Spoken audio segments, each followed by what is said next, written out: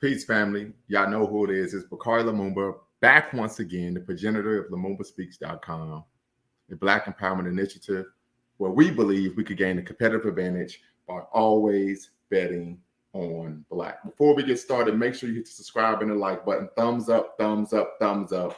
We're here once again to provide a provocative question.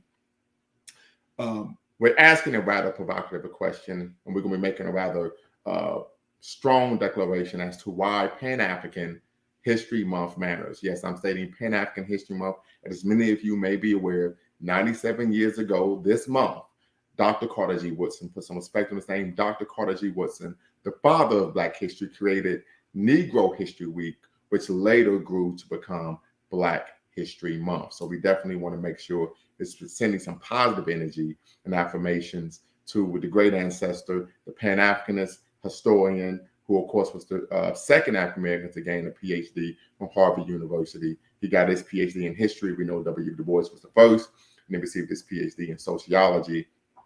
But also the Dr. Carter G. Woodson, who of course was an author for Marcus Garvey's Negro World newspaper. And of course, he created the Association for the Study of African American Life and History, also known today as ASALH. So we definitely want to show our love to one Dr. Carter G. Woodson, the father of Black history. Also want to shout out Dr. John Hope Franklin, who is also considered one of the fathers of Black history. We know that when we talk about Pan-Africanism, they're considered two fathers of Pan-Africanism, and one is William Edward Blyden, then the other is Henry Sylvester Williams. So we have some duality there with the brothers putting on for, of course, the Black radical tradition of audacious self-assertion. And then we see the same when it comes to the teaching of Black history. But I wanted to bring up Dr. Carter G. Woodson and Dr. John Hope Franklin because whenever you open an African-American history book, and as many of you know, I teach African-American history at the collegiate level, it starts off with the African background. And that is due to the work of one Dr. Carter G. Woodson and, of course, Dr. John Hope Franklin, who knew and understood that Black history did not start, keyword, did not start with enslavement. It did not start in shackles. It did not start here in the Western world, the death and decadence of the Western world, the hells of North America, as many would say, who are members of the Nation of Islam. But it started, of course, on the African continent, where we were fathers and mothers of humanity and human civilization. So I want to make sure that everyone is aware, cognizant of those facts. You know, oftentimes many people make the misnomer of stating that, of course, Black history starts in America. I remember I was at the gym about a couple months ago, maybe a month ago, and a brother had stated that, made the assertion that he had on a t-shirt, right, that stated that Black history was American history. And I said, well, it began in America. And I said, well, but I got to highlight you for a second in between sets, right? So we just want to be cognizant of that issue. But once again, we're going to get the conversation started. But before we do that, I have to go over some housekeeping, as you all know. Got to go over some housekeeping to make sure that we're keeping things square and doing things on the up and up. Shout out to Fitness. Shout out to Naturally Shy. Definitely want you all to tap in and be part of the conversation. Appreciate you all being here with me this evening. As you all know, I'm not doing as many lives as I tend to, but that's because, of course, the semester I started back. I'm teaching courses, taking classes, working on this dissertation. And so as a result, as you know, that takes up a lot of my time. I want to make sure that we got this live in on, of course, the first day of what I like to call Pan-African History Month. So a couple of things we want to go over here at Lumumba Speaks. First and foremost, we welcome diversity of thought. So if you have a dissenting opinion or even an affirming opinion, doesn't matter. We want you to be part of the conversation, right? We believe in diversity of thought. Number two, no racial epithets of any kind are allowed. This is a Black empowerment initiative. We understand and know that there are three ends to Black power, and that is self-respect, self-defense, and of course, being self-determining. And with that being said, this is not a space where we allow individuals to engage in racially disempowering language, so no racial epithets of any kind are allowed. Next, facts over feelings. We want you to argue. If you have an argument, you have a dissenting opinion or an affirming opinion, we want you to attack the argument that one is making, not the person. Ashe. So we want to make sure we do that. And then last but not least, we don't allow anyone to make any fundamentally false statements, right? And so here at Lumumba Speaks, our mission is neither to exonerate or vilify, but to simply challenge conventional wisdom and re-examine what has been accepted as fact. So I'm gonna say that one more time. Here at Lumumba Speaks, our mission is neither to exonerate or vilify, but to challenge conventional wisdom and re-examine what has been accepted as fact. So with that being stated, we're going to get the conversation started. As you all know, the link is in the description. I'll put the link in the chat momentarily. But one of the things that I think is rather peculiar when we talk about Pan-African History Month, right? And most of us who are in the know understand and know that anti-Black racism, anti-Blackness is ubiquitous, is omnipresent, and irrespective of where you are in the world, I would dare say even the universe or the galaxy, for crying out loud, we find ourselves having to combat that, right? So, and one of the ways that we find this, particularly when it comes to Black History Month, Pan-African History Month, it's a concept and idea that many argue this promotes separatism. And higher ed, we see this being called racial balkanization, right? Particularly when it comes to Black culture centers, et cetera, maybe even culturally or racially exclusive programming or specific programming. With that being said, we see a lot of energy, negative energy, coming for Black people in Black History Month. Many would even argue, in particular, Morgan Freeman, of course, Dark Knight fame, of Lean on Me. He's been in a number of films. This concept and idea of there isn't a Jewish History Month. There isn't a History Month for other groups of people. And so as a result, there shouldn't be a Black History Month. Those facts, that is something that is factually inaccurate. We know there's been a proliferation of different history months, and all of those different history months must pay homage, right? Must accept the fact and even admit that the creation of their history months was due, of course, to Black History Month. So we know March is Women's History Month. April, I believe, is Latino or Latinx History Month. May, I believe, is Jewish History Month. I know that I believe June is LGBTQ History Month. I know October is not only Filipino History Month, but also Muslim History Month. So there are a number of things that we find, but that energy isn't, of course, used to speak ill of those history months, right? And I think the reason why is, once again, anti-Black racism is, for those of you who do not know what anti-Black racism is. Anti-Black racism is an antagonistic relationship between Blackness and the possibility of humanity. This form of racism is rooted, of course, in Black people's unfortunate history with not only colonialism on the African continent, but also chattel enslavement and this concept of stripping African people of their humanity. Many argue that as a result of anti-Black racism and the sordid history that links to the transatlantic slave trade and the colonization of Africa, we find a situation where Black people are still fighting for their right to be recognized as human beings, right? And so as a result, we see racism, anti-Black racism, even being practiced by non-Black people of color. And we see a number of situations where non-Black people of color play a role in anti-Black racism. One of the more prominent issues that we saw was, of course, back in October of 2022, where the LA City Council president was using a number of racial epithets against a Black child that were pertinent to Latino culture. So just with that being said, just want to make that known, but we're going to put the link in the chat, brothers and sisters. We're going to put the link in the chat, and want you all to tap in, share your perspective on why Black Pan-African History Month matters. Once again, if you have a dissenting opinion, you can provide that opinion. I'm not going to tell you, no, you can't speak. Just make sure that you're not making any claims that are factually inaccurate. And we definitely can have a robust, intellectually stimulating conversation regarding why Pan-African History Month matters. You may even want to push back and argue, why does it have to be Pan-African History Month? Why isn't this something that so-called FBA can just have for ourselves? And so we can have that conversation as well. So definitely looking forward to hearing from y'all. The link is in the chat. If you have not hit the thumbs up button, please do. Thumbs up, thumbs up, thumbs up. Make sure you subscribe as well. You're watching Lumumba Speaks here on the first day of what I like to call Pan-African History Month. And we're having a conversation regarding why Pan-African History Month matters.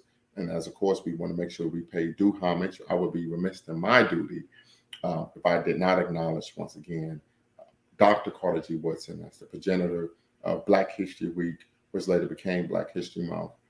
And we also know that Carter G. Woodson is most known actually for writing a rather seminal text, a damning indictment, of course, of the American educational system. His book, The Miseducation of the Negro, which of course was written 90 years ago, last month. So he wrote it in January of 1933 in Chocolate City, Washington, D.C., where he gives, once again, a rather damning indictment of the American educational system.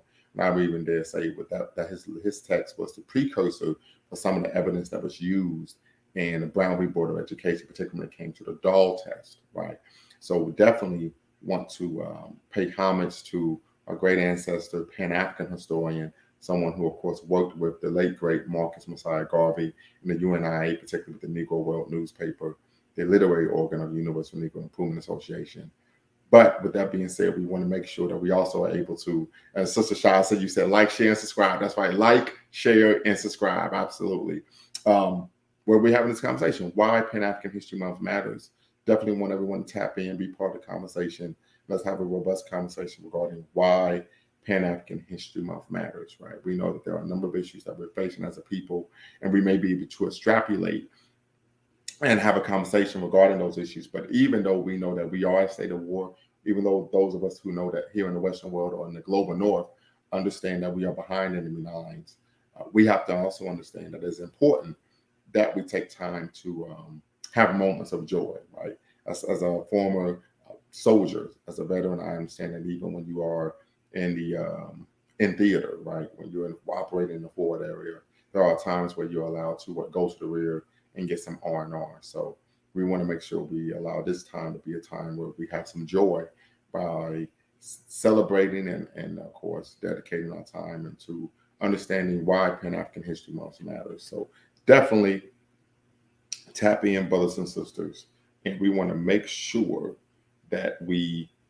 are discussing why Pan-African History Month matters. We don't want to allow people to forget Black History Month. We know that there are a lot of, a lot of individuals, foolish individuals, I would dare say, who speak ill of Black History Month. There are a lot of individuals, of course, who don't have that same energy for other identity groups' history month. So we definitely want to make sure that we are acknowledging the great history of African people. Todd Mack says, anti-Blackness, more specifically, anti-ADOSness, takes many forms. Our history is antithetical to false notion that America projects into the rest of the world. Tap in, brother.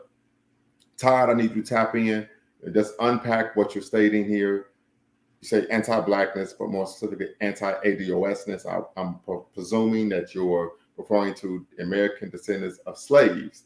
Takes many forms. Our history is antithetical to the false notion that America projects into the rest of the world. So tap in, brother. The link is in the chat. I want you to tap in. Let's have this conversation. Definitely want to hear what you have to say regarding that issue, right? So we can unpack that and get a deeper understanding of what you mean by that. So if you're watching, make sure you hit the subscribe and like button. But definitely, I want to pull up this link of Morgan Freeman talking about Black History Month and why it shouldn't be celebrated. Right, because one of the narratives that a lot of people state is that, oh, this is just, we only see individuals from the Black diaspora making these claims regarding Black History Month and why it doesn't matter. And that's not the case. So I'm going to pull this up here and let you all take a view. Will says he will when he got out the restaurant. Okay, no doubt, brother. Hopefully we'll still be on. But so yeah, I'm gonna pull this up here and let you all take a look at this, and you all can share with me your thoughts on this situation. You find ridiculous. Why? You're gonna relegate my history to a month? Oh, come on. What do you do with yours? Which month is White History Month? No, come on. Tell me. Well, I'm Jewish. Okay. Which month is Jewish History Month? There isn't one. Oh. Why not? Yeah. Do you want one? No. I don't either. I don't want a Black History Month. Black history is American history. How are we going to get rid of racism? Stop talking about it. I'm going to stop calling you a white man. Yep. And I'm going to ask you to stop calling me a Black man. I know you as Michael Wallace, you know me as Morgan Freeman.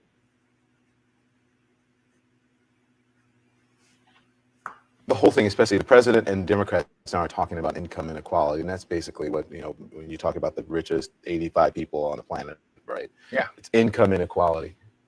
Do you think that's, looking at what's happening in the news now, is that a good idea? It's a great idea. It is the greatest idea.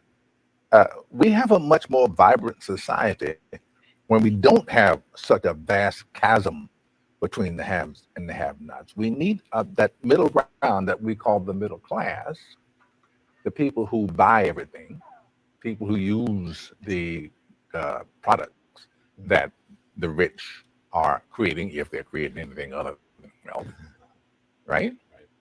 So it's what's happening with the Chinese economy right now.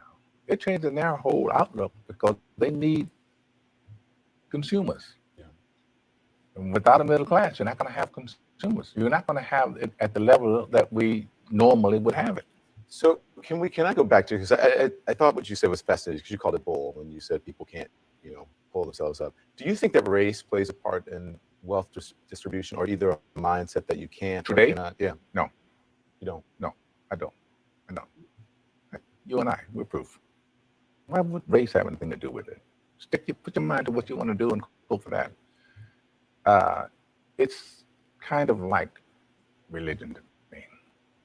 It's a good excuse for not getting there. Yeah. I said, and it's probably getting me in trouble, but I said to some of my colleagues recently, so I know that it's an issue, but it seems like every single day on television, I'm talking about race, and it's because of the news cycle. It's in the news, but sometimes I get so tired of talking about it. I want to just go, this is over. Can we move on? And if you talk about it, it exists. Right. Yeah. It's not like it exists and we refuse to talk about it, but making it a bigger issue than it needs to be is probably how. So I understand you recently had a birthday. You're 27? No. Got that on 37. 37. We had a Gee little whiz. surprise for you. Can we get it? There you go. Oh, no.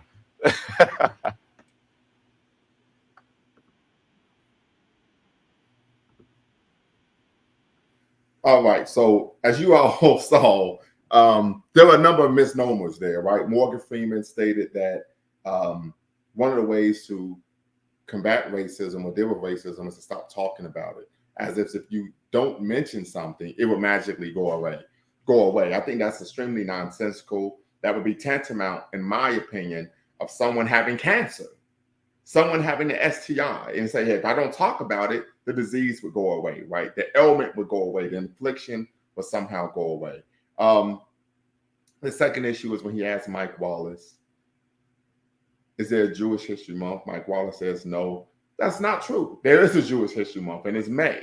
So there were a number of fundamentally false statements that were made, of course, in that clip.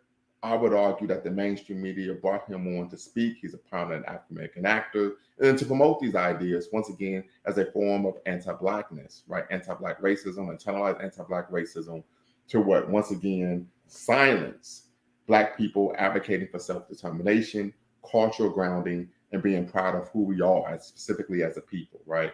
We don't see individuals, by and large, of other racial ethnic backgrounds engage in the same type of self-loathing forms of self-abnegation in the public sphere, right? So that's a particular issue I think we need to be cognizant of.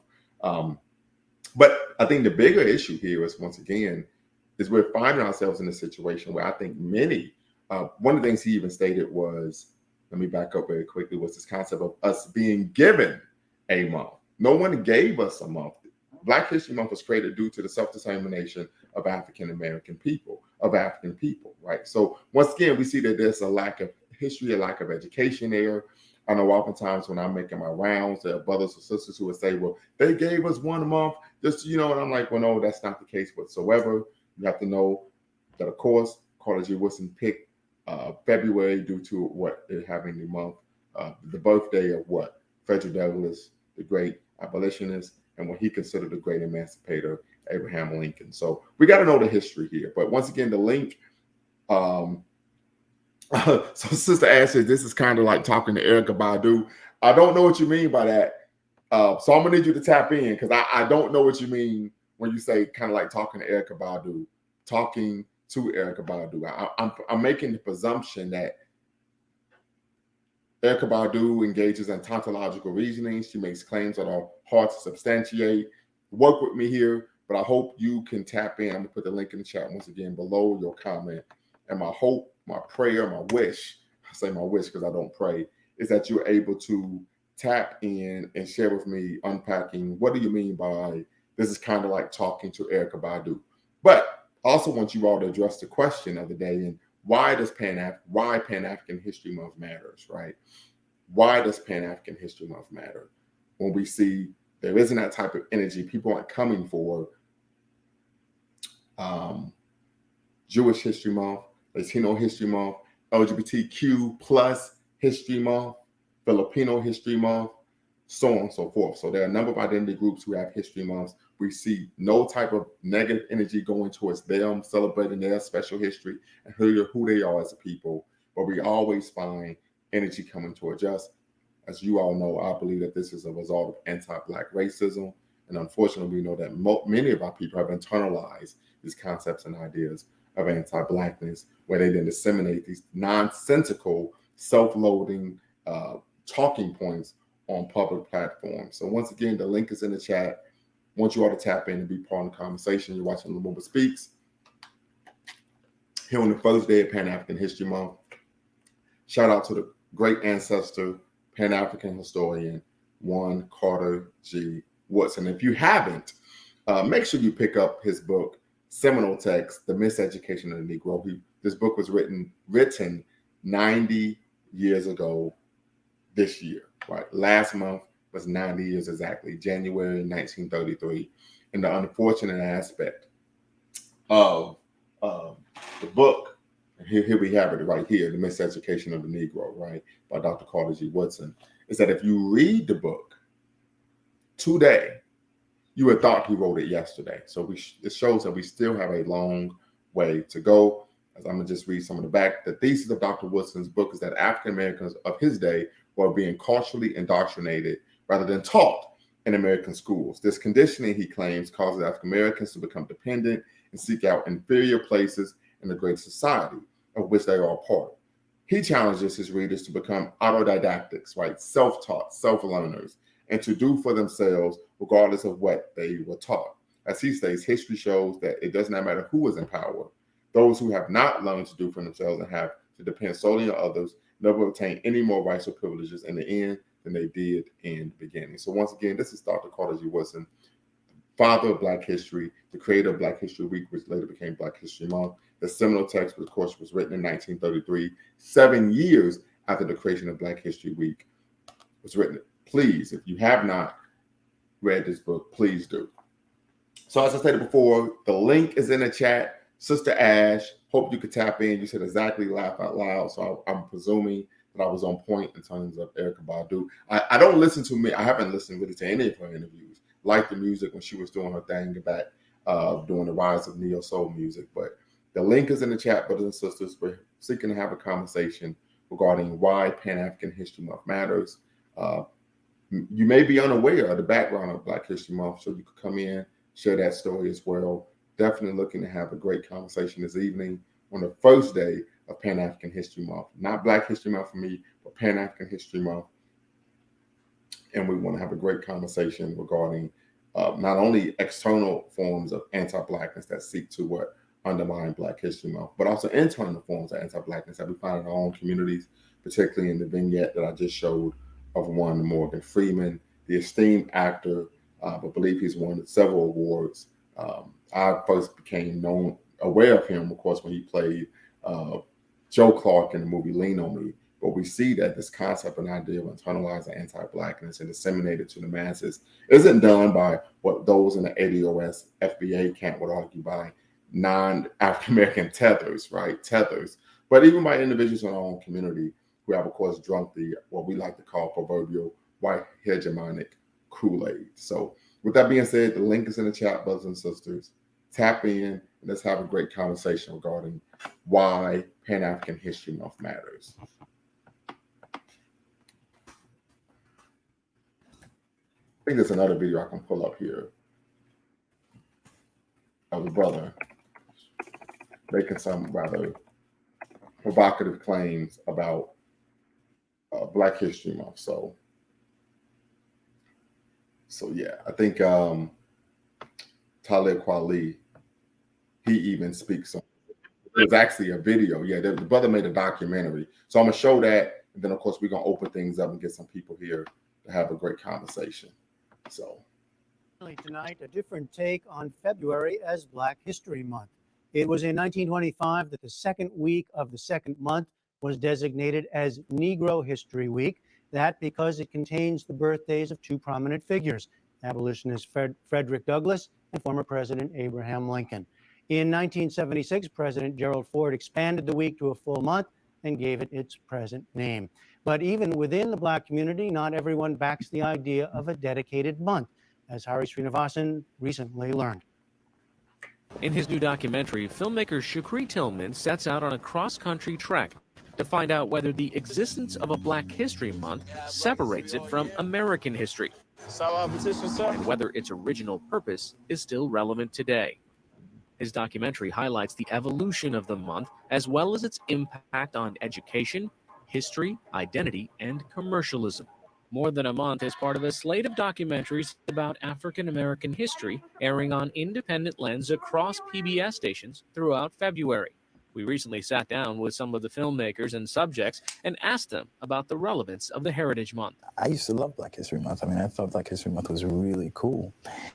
Around about the time that I was an adult and I started to hear the same people be brought up during Black History Month, I started to get a little kind of like, is this all we're going to do? Is this going to happen every year?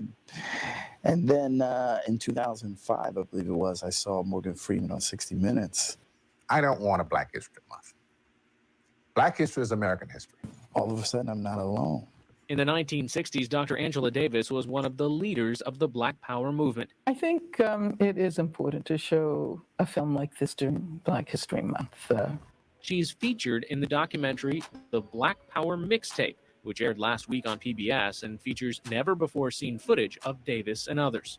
One of the most visible and radical leaders of her time, she believes it is important to reflect on what the struggle for Black liberation has meant to the entire history of America. I think that the struggle for freedom as Black people and their allies have waged it from the era of slavery to the present is a struggle for freedom that affects every person in this country, and that has global implications as well. So I would like to think of Black History Month not so much as the history of Black people, but rather when we reflect on the struggle for freedom. Everything about who I am comes from growing up in Brooklyn and comes from my parents. They laid the foundation. Hip-hop artist Talib Kweli narrates the film, The Black Power Mixtape, and is opposed to Black history being relegated to a single month. I'm personally not a fan of Black History Month. Black History Month is a way to help people to at least try to deal with it for a month. I'm down for thinking of African history or Black history as part of a world history as opposed to it just being a month set aside for it. I think that marginalizes it a bit. Filmmaker Sharon LaCruz is the director of the documentary Daisy Bates, First Lady of Little Rock, which aired at the beginning of the month. Her film recounts the life of the civil rights activist Daisy Bates, who defended the rights of 9 Black students to attend the all-white Central High School in Little Rock, Arkansas. LaCruz sees the potential in the audience her film can gain by having a February broadcast. During Black History Month, there is a huge focus on African American stories, and so it kind of gives the film a lot more publicity and access, and it can enter into a lot of different areas. While most filmmakers would be grateful for the national exposure, the airing of More Than a Month in February puts filmmaker Shukri Tillman in a difficult situation. Your film is airing during Black History Month. Yes. As you predicted in the film. Yeah. How do you feel about that? Yeah, I'm torn, to be honest. On one side, I feel like I understand. I mean, it's a film about Black History Month. It proposes to sort of do something more or do something different about Black History Month. So when you're going to air it in July, So I sort of, but at the same time, isn't the point to air it in July? So I'm torn. I'm torn. I understand that viewers may come February 16th in most markets, and I hope they do. But I hope that it re-airs sometime, not in February. In July. In July.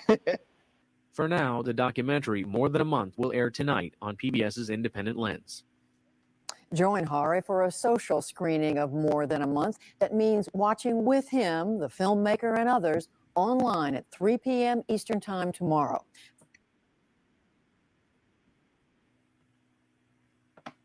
All right, family. So yeah, you all saw that. So let's tap in. The link is in the chat. Let's have a conversation about not only Morgan Freeman's thoughts, but of course the documentary the brother made, where he, of course, was not a supporter of Black History Month. The link is in the chat. Brother Todd, excuse me, I see you're shaking your head.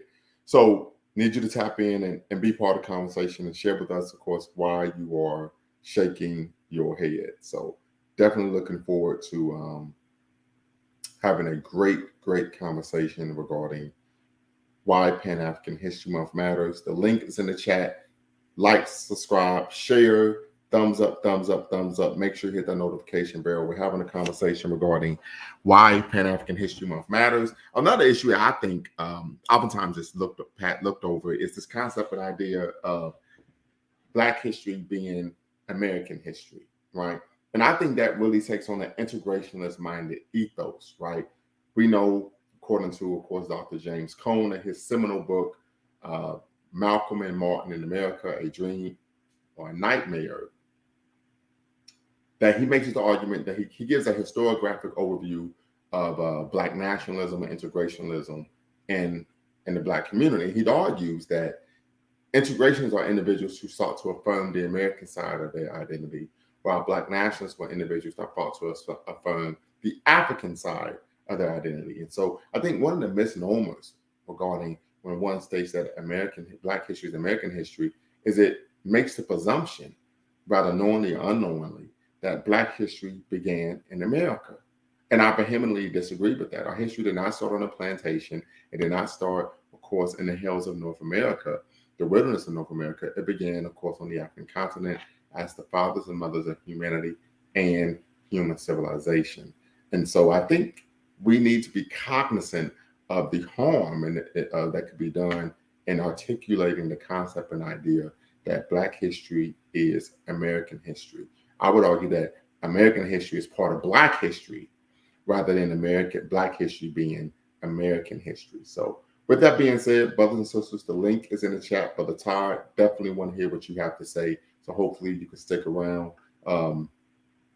Sister Ash, you're here as well. Definitely want you to tap in, give your perspective, because of course you made some comments about Erykah Badu, and we want to have a robust conversation regarding why Pan-African History Month matters, right? Many individuals even take umbrage to the concept of Pan-African History Month. The brother in the documentary talked about how every month was the same individuals that were being brought up. Well, we know that's part of the master narrative when Black history is taught, that of course anything that positive that happened to Black people really was done based on what largesse of others, and the concept that our history is simply a few charismatic figures, and then of course the civil rights movement. But I can recall a time when my daughter was about 4 or 5 years old, where they had a Black History Month celebration. It was Martin Luther King, Rosa Parks, and the civil rights movement. And of course, I found that particularly disturbing, to say the least. Had a conversation with the head of the school, and I said, this is unacceptable, this is disrespectful to African people everywhere, that we have a history that ranges from antiquity to now. And the only thing we've been able to accomplish is one man, one quote, by and large. And so the director said, well, I'm not someone who is well versed in Black history. I said, well, that's quite all right, because I believe in African self-determination. And one of the, when I was being trained as a warrior scholar, one of the things I was taught that if you're going to bring up a problem, you better be able to propose a solution. And so, of course, the solution was that I would lead the Black History Month activities for that next year. And of course, we focus on African cultural retention, African American culture. We focus on the African diaspora. We focus on ancient, classical African civilizations. And of course, we even focus on sisters in the struggle by highlighting Black women in the Black liberation movement, not only on the continent, but throughout the Western world as well. So it was robust. They understood the dynamics and importance of kente cloth. So I mean, it was just a great Black History Month that I was able to put together. We even had a scavenger hunt, for crying out loud, right? And so I think it's important for us to understand. We had a scavenger hunt under the concept of Sankofa. And if you don't know what Sankofa is, well, then we definitely need you all to tap in and we can have an education. But I think, yes, Black History Month oftentimes is watered down. Many scholars argue that history is sanitized. We know Howard Zinn, who was a radical historian, and I actually have his book here. And this is about the central thesis of his book here, The People's History of the United States of America from 1492 to the present, where he argues that typically K through 12 compulsory education teaches history from a perspective of national glorification. It's taught in a manner to lead children to be patriotic and love the country, rather from the actual lived experience of the people who actually lived the history, which is oftentimes messy, dirty, for lack of better words. I, in my personal opinion, understand that, right? I think I'm someone who's critical of the master narrative that typically is taught in American history, of Black history, of African history, even world history. And so we really have to, deconstruct and do some digging there, right? And so with that being said, I would behoove everyone, if you are part of a community center, if you have children who are in school, if you're part of even a religious institution, church, synagogue, mosque, temple, etc., that the Black History Month is being celebrated, that you be part of those meetings, you be part of that committee to where the children are learning an actual history, a real history. I even know one year when we did Black History Month, we focused on Dr. Bishop Henry McNeil Turner and the concept of the idea of let your model be resistance, right? So we focused on the resistance movements of African people throughout the world, right, since the advent of the Ma'afa, the Holocaust of enslavement, also known as the Holocaust of colonialism, imperialism, racism, and slavery against African people. So with that being said, brothers and sisters, look, I don't want to talk all night. The link is in the chat. Tap in and be part of the conversation. Tap in and be part of the conversation. I don't want to monopolize the conversation. So definitely want you all to tap in, be part of the conversation. Link is in the chat. Let's have a great conversation regarding why Pan-African History Month matters. Brother Todd, I know you said that you was going to tap in when you left the restaurant. I hope that you've been able to do so and tap in. You could talk about this concept of anti-Blackness, but also I think you said anti-ADOSness. I think that's rather peculiar, to say the least, that you believe that there are particular ethnic groups of African people that are being targeted as opposed to others. And would love to hear the why behind why you made such a strong sentiment. So once again, you're watching Lumumba Speaks here on YouTube, a Black Empowerment Initiative, where we believe we could gain a competitive advantage by always betting on Black. Make sure you tap in where we're having a conversation regarding why Pan-African History Month matters. I believe in honoring the legacy of one, Dr. Carter G. Woodson. And I think, and also I think it's rather lazy to say, oh, every time we hear about Black History Month, they teach the same things. Well, if you take issue with that, then how about you become someone who is involved in these different organizations or initiatives or institutions to teach what you would believe is a proper Black history, right? I know that's what I've done, rather than simply Xing things out, but also want to speak to this concept of Morgan Freeman talking about in order to get rid of racism, simply just stop talking about it. I think that's rather a head in the sand type mentality. As we all know, in any issue in society, you don't solve the problem by just acting like it doesn't exist, right? I think that's absolutely nonsensical. And I think Morgan Freeman, of course, doesn't understand that racism is about power plus prejudice. It isn't just about people viewing people as different. It's about having the power to adversely affect entire groups of people and different areas of human activity. So with that being said, brothers and sisters, the link is in the chat. Tap in, tap in, tap in. And let's have a robust conversation this evening regarding why Pan-African History Month matters. And so the question for you all would be, growing up in school, what kind of Black History Month celebration did your school have? Was it one that you believe was actually respectful to, of course, Black History Month, that you actually learned Black history? Was it representative of true Black history? Or was it a cookie cutter Black History Month that, of course, was rooted in, of course, sanitizing history and promoting history of African people in America as being dependent on the largest of others in order for us to engage in racial uplift? Sister Ash, what's the word? Hi, how are you? I'm doing quite all right. Thank you for asking, sister. Okay, on to the Erykah Badu topic. I just kind of said that because, like, Erykah Badu, she, like, when she talks, she has, it's like great point, but wrong scenario, if that makes sense. Okay. Like, could you give an example if possible? Yeah, I'll give an example. So, like, okay, let's say you break your ankle, right? Erykah Badu, I can see Erykah Badu being like, if you believe it, you can achieve it. And it's like great sentiment, but that doesn't apply here. Right. Like, yeah, just believe in something isn't going to change the fact that you got to Yeah, like you believe that your ankle is going to be fine. It's like, yeah, but it's not fine. Right. Got you. Understood. So to the question I asked, you went to school growing up, correct? Or were you homeschooled? No, I went to school. Right. I mean, you got to ask nowadays, right? And I went to public school, even though charter schools are public schools and that whole nine. But like, yeah, I went to a public school. Facts. So did your school have a Black History Month celebration or activities? Yes.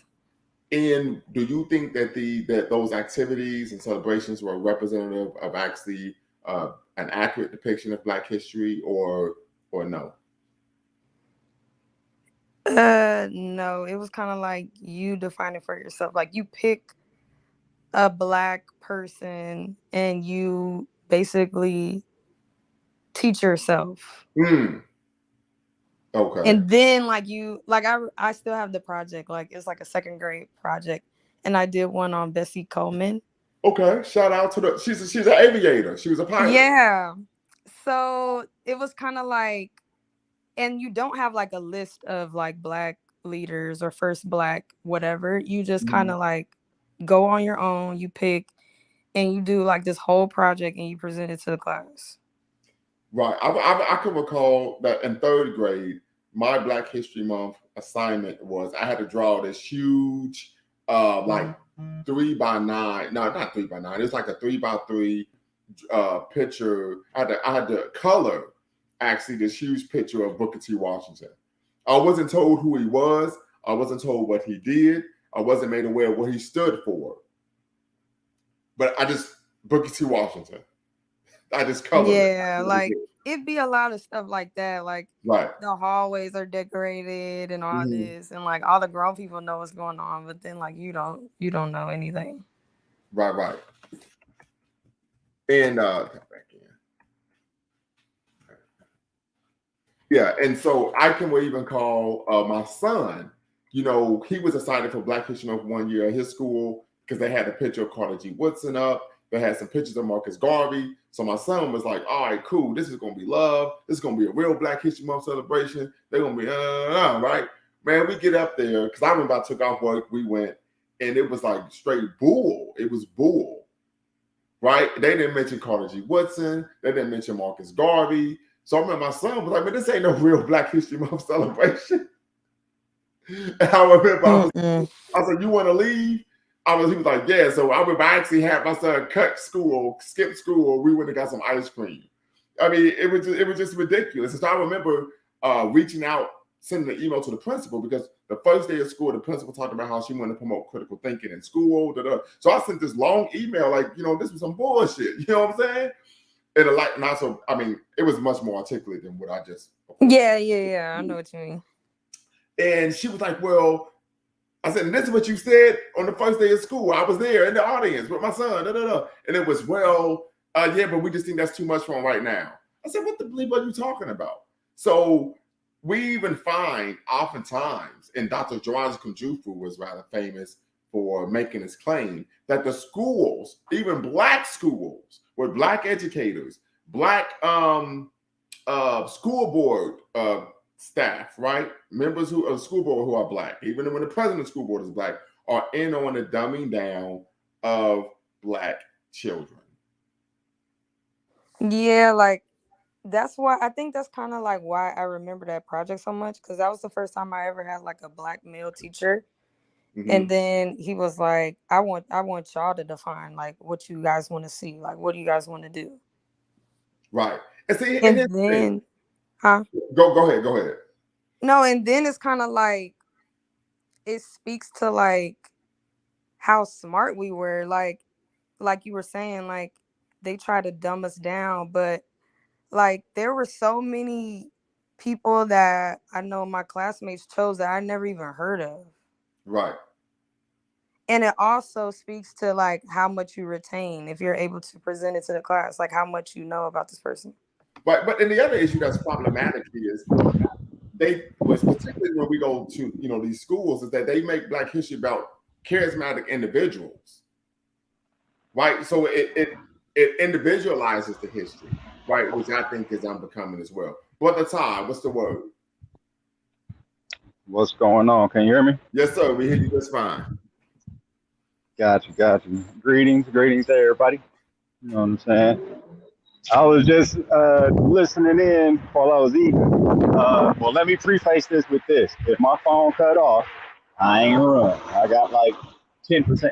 Got you. Just to let you know.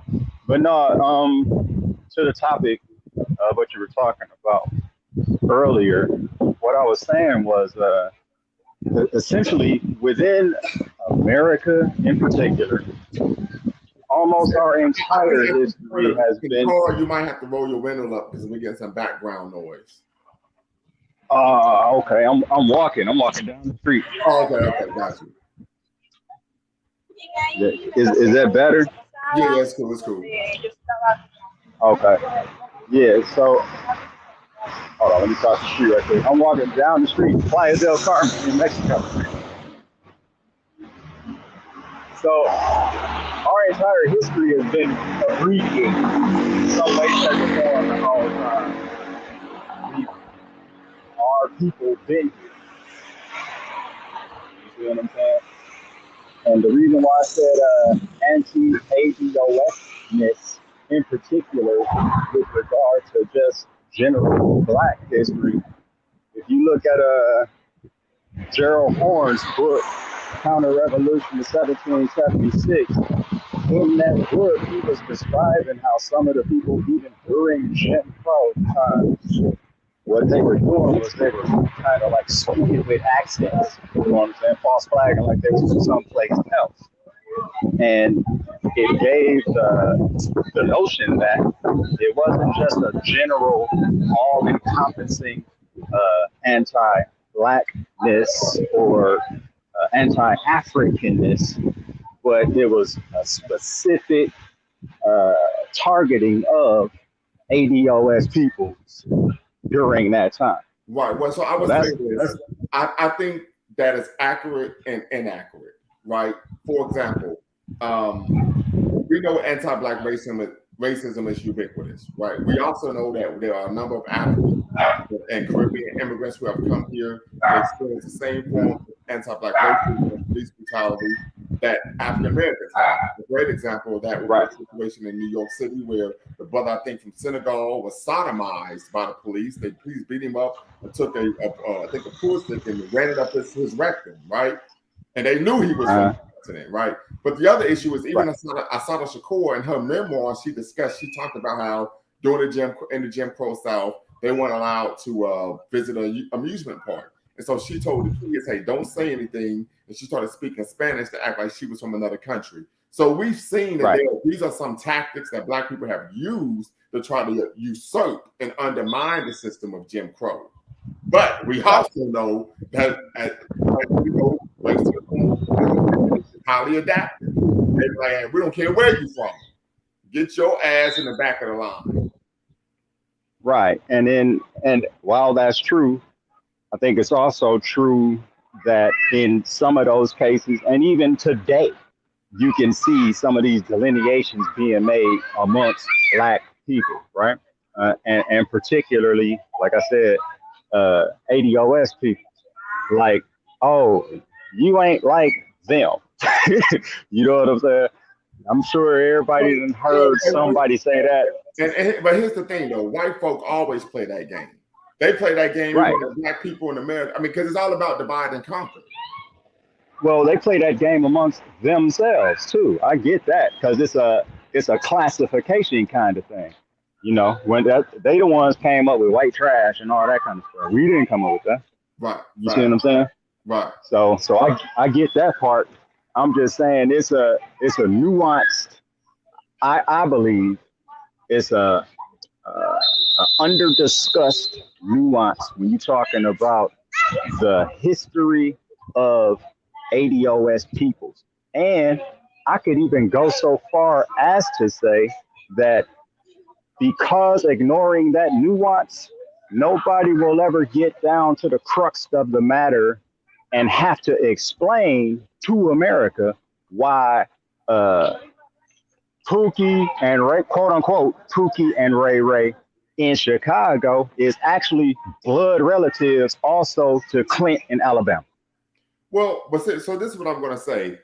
Explaining anything to America doesn't get us anywhere. Because this is an issue. Right. It's an issue of power. So to me, that's irrelevant. Right. The reality is, you can talk to white people till you're blue in the face. It doesn't change the power gap between us and them and throughout the world.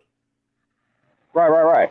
However, that is just like what's going on right now with Russia and the Ukraine. As soon as that whole thing popped off, one of the first things that they did was essentially censor all converse or any kind of pro-Russian, any kind of thing that could be, that can be deemed as that, and then feed you the information through their point of view.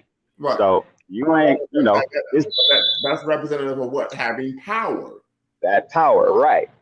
And that is what I'm saying. Us as an ethnic group of people who are genetically mostly African, but ain't only African, we got to tell our whole story. You see what I'm saying? But that's why it's like. Here's the thing for me, and I'm presuming that you're someone who is what one would call black-minded, yes? I guess you could say that. Right. One of the things I don't understand is many individuals, and Sister Ash, you could tap in on this if you want, who would, of course, signify that they are pro-black or black-minded, so on and so forth. I don't understand why there's always an incessant need to bring up the fact that they have ancestry of another racial ethnic background. Like, I don't get it. I don't get that. I would imagine it's probably the inverse of the same reason why people don't bring it up and only focus on the African part. You see what I'm saying? No, I don't. I don't understand what you mean. It'll go back to what I was saying earlier. It's a lack of focusing on that nuance, right? We ain't only African, but genetically speaking. But I'm saying, so what? Because the reality of the situation is the way we show up in the world, the way the world views us for our entire lives is we are. So not saying, oh, I might have 8% something else in me. What does that do for us in terms of moving the needle forward and promoting racial pride and gaining political, economic, and social power? What it does is tell the whole story. You see what I'm saying? And especially we already know that. What's that? But I don't see why there would be a focus on that. I don't see how that's beneficial to us as a people. Well, I'm not necessarily saying focus on it. I'm saying don't leave it out. You see what I'm saying? That's the part that I'm saying. Just me mentioning it is not like some kind of attestation that we should focus more on that part. Like, no, because that ain't really, it by itself ain't gonna matter. But when you look at the total picture of who we are as an ethnicity, as an ethnic group, it's just like here in Mexico, you got Afro-Mexicans. Mm-hmm. They Mexican and they African descent. You see what I'm saying? They don't just go around calling themselves one or the other. Well, actually, they tell their whole story. I know several I know numerous individuals who are Afro-Latino who, of course, as Pan-Africanists, affirm one side of their identity, or one side of their identity only, and that's the African side. Right, and that's what I'm saying. Like a key example, it was Arthur Schomburg, right? Who, of course, was a writer for Marcus Garvey's newspaper, right? They didn't give a damn about the Latino side. I'm African, right? When we look at one, Booker T. Washington, who was a mixed racial ancestry, he never brought it up. He didn't care. I'm African. Look at one. Look at one very correct. But many of the fathers and mothers of Pan-Africanist movements ideas of racial ancestry, but that's not what they want to identify as or even affirm in any way, shape, or form. Malcolm X's mother is a great example of that. Right. So I just don't see why it's even necessary to bring it up. In my opinion, mm-hmm. For the same reasons that we critique the power structure for telling abbreviated version of our history, it don't make sense for us to turn around and tell an abbreviated version of our history as a response. Well, I don't think I don't think we're abbreviating the history. I think we're choosing to cultivate a narrative of our history that focuses on African agency and self-determination rather than victimization. And I can understand that. I can understand why you would say that, or how you come to that conclusion. I don't necessarily disagree, but in my opinion, I think it's probably better, especially if we're talking about in America. Well, and the reason why I'm pushing back is because we know how people bring that up. That's all they will focus on. I mean, it's the reality.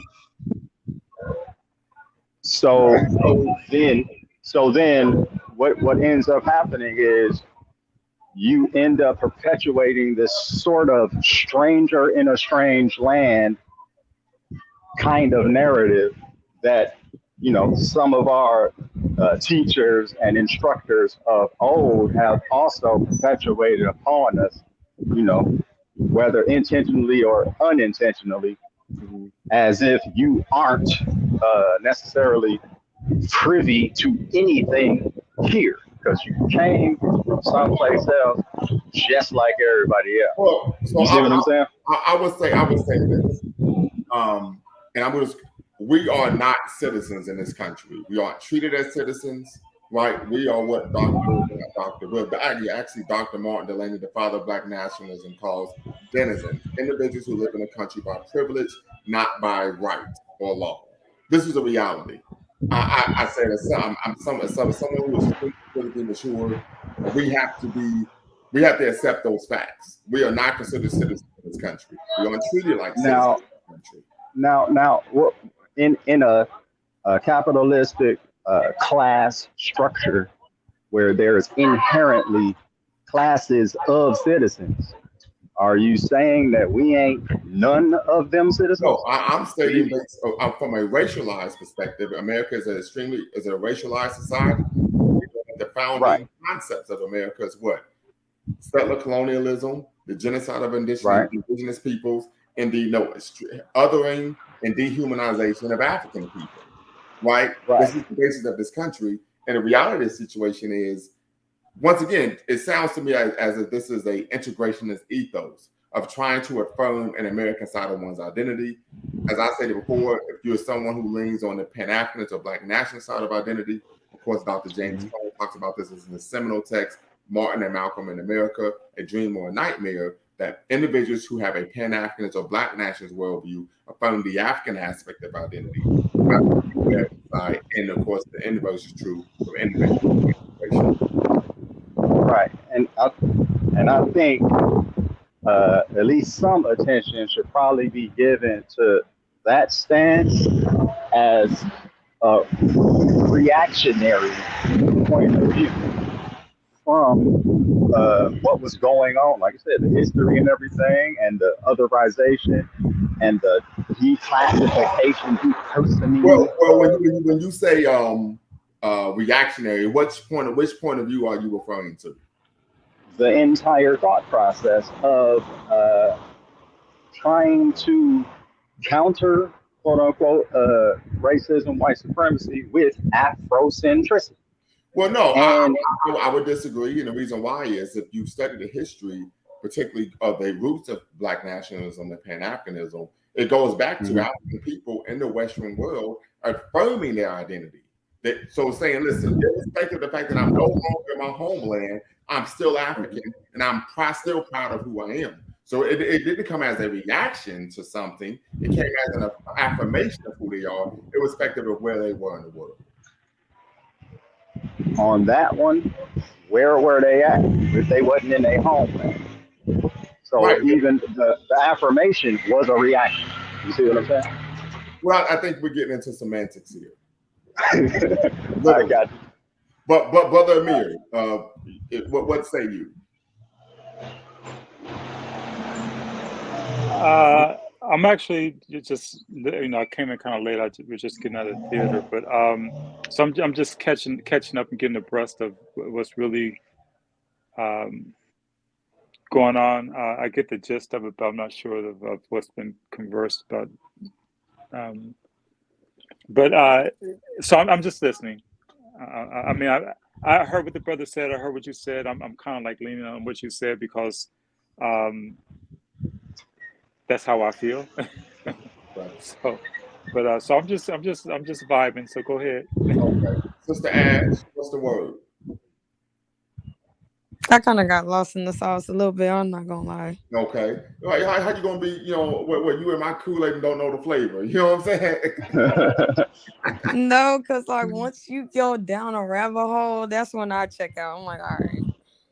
So you telling me I was on my Erykah Baduism? Is that what you're saying? I'm messing with you. No, I'm saying Ty was kind of like in his bag, and I was like, okay, I'm gonna let him have it.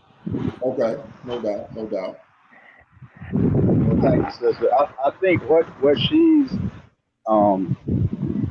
indirectly or maybe even directly acknowledging is, again, those nuances that just so happen to apply to ADOS people, not just us either. Afro-Iranians and, the folks from the Zion Rebellion and all of that kind of stuff too. Because when you look at how the world was populated through that colonial settlerism, there were new ethnicities created as a byproduct of that. And I don't particularly, I'm not trying to go to England and be like, hey, what's up, cousin? Like, you know what I'm saying? But what I'm kind of saying is, hey, if I got some English ancestry or some Irish ancestry, that same way what I would be able to go to Sierra Leone, I should be able to go to England too. Y'all created this. We didn't ask to be here. So, I'm trying to get this right. So you're talking about that if you have ancestry from England and making a presumption, because we're talking about England, the good old that the individual might want to be able to that person. Let's say that one more time, please. I'm making the presumption that if you were able to find that you had ancestry that traced back to England, you would want to be able to go to England and connect with those white ancestors, theoretically. Not necessarily connect with them, but if y'all are giving, and I'm gonna just say this hypothetically, if y'all are giving citizenship by ancestry, you're talking about great grandparents and all of this kind of stuff, and you got white people here that can take advantage of that. Well, we are the, we call it, what Dr. Paul Anderson say, America's dirty little secret. Hey, guess what? You can take advantage of that. We, blood, I can take advantage of that. And I can take advantage of here. And I can take advantage of anywhere on the continent that will happen because of what was created. You see what I'm saying? Yeah, I wouldn't want to have citizenship in a European country. And that's fine. And that's fine. And to chime in real quick, I'm not going to say theoretically, realistically, and from what by the grace of God, I know people everywhere, and I mean this grammatically incorrect. White folks ain't gonna let that happen. I know. That's why they only. You could be related to Elizabeth.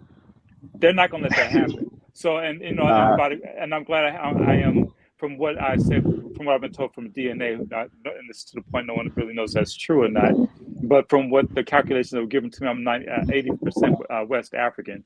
I embraced it, but what I did or didn't, there's a subject we spoke about before with the brother. I can't remember what we were talking about, but when we're talking about, I can't remember what we were talking about. But anyway, it was about dealing with white people and how you're categorized once you're born. That's all I was telling them. Was explaining the story about my foster brother who had a son with this white girl. And he's like, well, she's Italian, she's still white. And it's like, I don't want my son to grow up to pick a side. I told him, I said, once your child was born, they put him in the category. So we're already placed in the category. There's a lot of us now who are lost and bewildered because we don't know where we belong. That's how the system was set up. And as I told someone, I was and being a mentor, I'm like, well, you know what? Pick a tribe. And Wakanda does not count because it's not a place. Right. Find a tribe. Adopt your own tribe. But I would prefer, well, Brother Amir, as you know, we prefer the term ethnic group or clan here at Lumumba Speaks. Okay, a clan. Find a clan. Yes. Brother KJ, I hope you could tap in as well. I see your comment in the chat, so I hope you could tap in and be part of the conversation. I'm gonna put the link right below your comment. Hope you can tap in. Hey, could I ask the brother a question right quick? Go right ahead. Why do you think they won't allow that to happen? Well, history for the past few hundred years have proven that.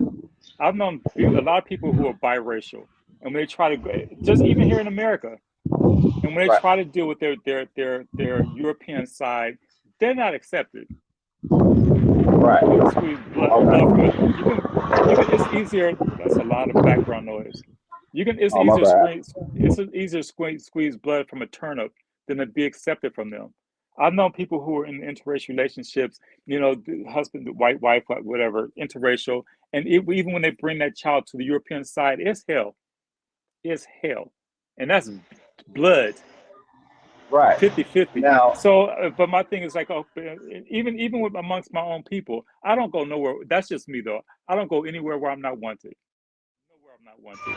I don't care if it's with my own clan or not. If I'm not wanted, I'm not going. So let alone trying to deal with some Europeans. So, but if you can find them that you think they can accept you, I'm like, okay, go for it. But history has proven they're not giving us nothing. Hell, we're born in this country not giving us anything but a hard time. Right. I could be wrong. I could be wrong. I'm an old man. I'm probably wrong. I don't think you're wrong. I know I'm not. I'm just trying to be politically correct. I know for a fact I'm not. Yeah, I don't even think you're wrong. What I'm saying is that same reason why they'll be like, hell no, even though they know the truth. What my position is, you're going to have to deal with this truth. So, yeah, I'm going to bring it up every time. What's up? You know what I'm saying? Not necessarily like, oh, you want to be around white folks. Or you don't want to admit no, this ain't none of that. This is, you don't get to just not have to deal with it. Well, the sad reality is there are some of us who do want to be accepted by them and do be a part of them and think they are a part of them. Absolutely. Just We've like seen it's it. some of them that want to be a part of us. Yeah, and they make it just it's horrible. But yeah, no, because right now they're all trying to be African for some reason. I said if I see one Right. more white folk up in Ghana, but they're going over there snatching them Ghanaian brothers and sisters, and they're giving themselves away. And as I always say on this format, they're doing it for an iPhone and a possibility of a visa. It's sad, but it's true, and I know it for a fact. But the to each his own. But my thing is, I look out for mine. That's my whole thing in a nutshell. I'm just looking out for mine, and I'm pro me and pro mine as they are with theirs. And it's sad they don't want us to be that way with us and for us. I'm like, well, if you can be that with you and yours, why can't I be that with mine? And I love the fact that I have a 5-year-old granddaughter who stands right firmly with me. She asked me questions like, you know what? Tell the truth. It's like, you don't like white people much, do you? I'm like, well, I can do it. And we talk. I talk to her like a grown up, but she gets it. She gets it. She gets it. She understands. Don't mess with me. I won't mess with you. But I want that's how I feel. That's how I feel too about ADOS people. Like you said, pick a clan. It's kind of like that with me. You know what I'm saying? Like, because it seems like it's never. Hold on. I'll pass. I don't want to mess up the motorbike stuff going on. Okay. It's like, it seems like we were never given the chance to affirm and or acknowledge that we are a actual ethnic group, not just, African. Like, even the African part of our heritage is a mixture of different ethnic groups. I vehemently disagree. Okay. So, for example, can you tell me who coined the term African American? They say Jesse Jackson did. False. It was T. Thomas Fortune. Okay. Before that, it was Martin Delaney. No one ever.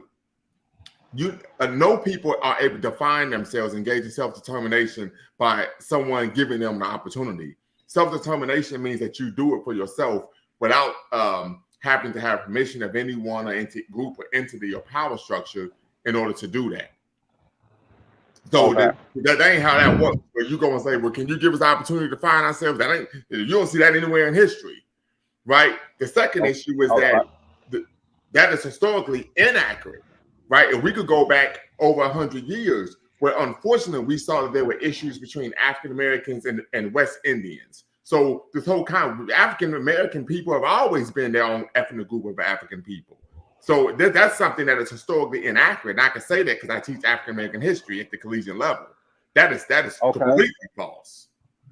So can I ask this then? So what is the problem with one affirming themselves as ADOS? Well, so I think that is the same thing. Well, no, it's not. So I think there's a couple things that are historically problematic about one, calling ourselves American descendants of slaves. I say anytime we're defining ourselves by the Holocaust of enslavement, chattel enslavement, the dehumanization of African people, I think that is a hell of a misnomer, right? And I think it's wrong-headed to say the least. And I can pontificate on that issue until the cows come home. I think it's degrading. Yeah, so let me say this, and I'm gonna let you tap in, Brother Amir, but I know you're my elder, right? But this is my platform. Okay. The second issue is we find an incessant desire to not only distance ourselves, individuals who make these claims, almost incessant desire to distance oneself from their African brothers and sisters, not only in the Western diaspora, but also on the continent, but also a mimicking of white nationalist rhetoric rooted in what? Xenophobia, and of course, the concept and idea of American exceptionalism, to say the least, right? So there are a number of issues that are particularly problematic, as well as the fact that we see many individuals who are the FBA ADOS type of mantra and lineage and thinking, taking on this concept and idea of attacking other Black people who are also victims of American imperialism, racism, anti-Black racism, white hegemony, right? Instead of going after the actual entities and individuals that are responsible for our global social, political, and economic quagmire. Okay, and what about those of us that ain't doing it? Well, hold on, hold on. First, we need to acknowledge if it's what I said factual. Oh yeah, there's some that do everything you just said. Okay, I seen that myself. Okay, but I know those that ain't. So when you say those, who are you referring to? One like myself. I espouse, I guess, what you would call a Ados-centric kind of thought philosophy, and I'm not engaged in none of what you just mentioned. Right. Okay. Although I will say, what's that? I got you. But like as I said before, the concept and idea of defining ourselves based on what chattel enslavement, or saying that we're foundational to America, but the only thing foundational about America is what? Settler colonialism, genocide, imperialism, and then what? The enslavement and dehumanization of African people, in my opinion, is extremely wrong-headed. So what? Center your identity around the Holocaust of enslavement, or of course, this concept of being foundational to America is absolutely nonsensical to me. Okay, but because it is it true though? No, it's not. It's not true. What's not true about it? Well, a couple of things. One, we have to understand that the reality of the situation is the chattel enslavement did not define who we are as a people. It was part of our history, but it doesn't define us. Secondly, there are a number of individuals of your ilk who make the concept of an idea that we should call ourselves freedmen, not knowing that there were individuals who took on the certain names freedmen after being, of course, emancipated or manumitted from chattel enslavement throughout the West Indies and Central and South America. So many of these concepts and ideas that many individuals or the FBA and ADOS ilk are articulating are not germane to African Americans. Okay. Make one want to think. Now, for that, I would ask then, what then is the most consequential part of our history as an ethnic group? Yes. Not the various ethnic groups of our African ancestors. Yes, sir. But our ethnic group here in America.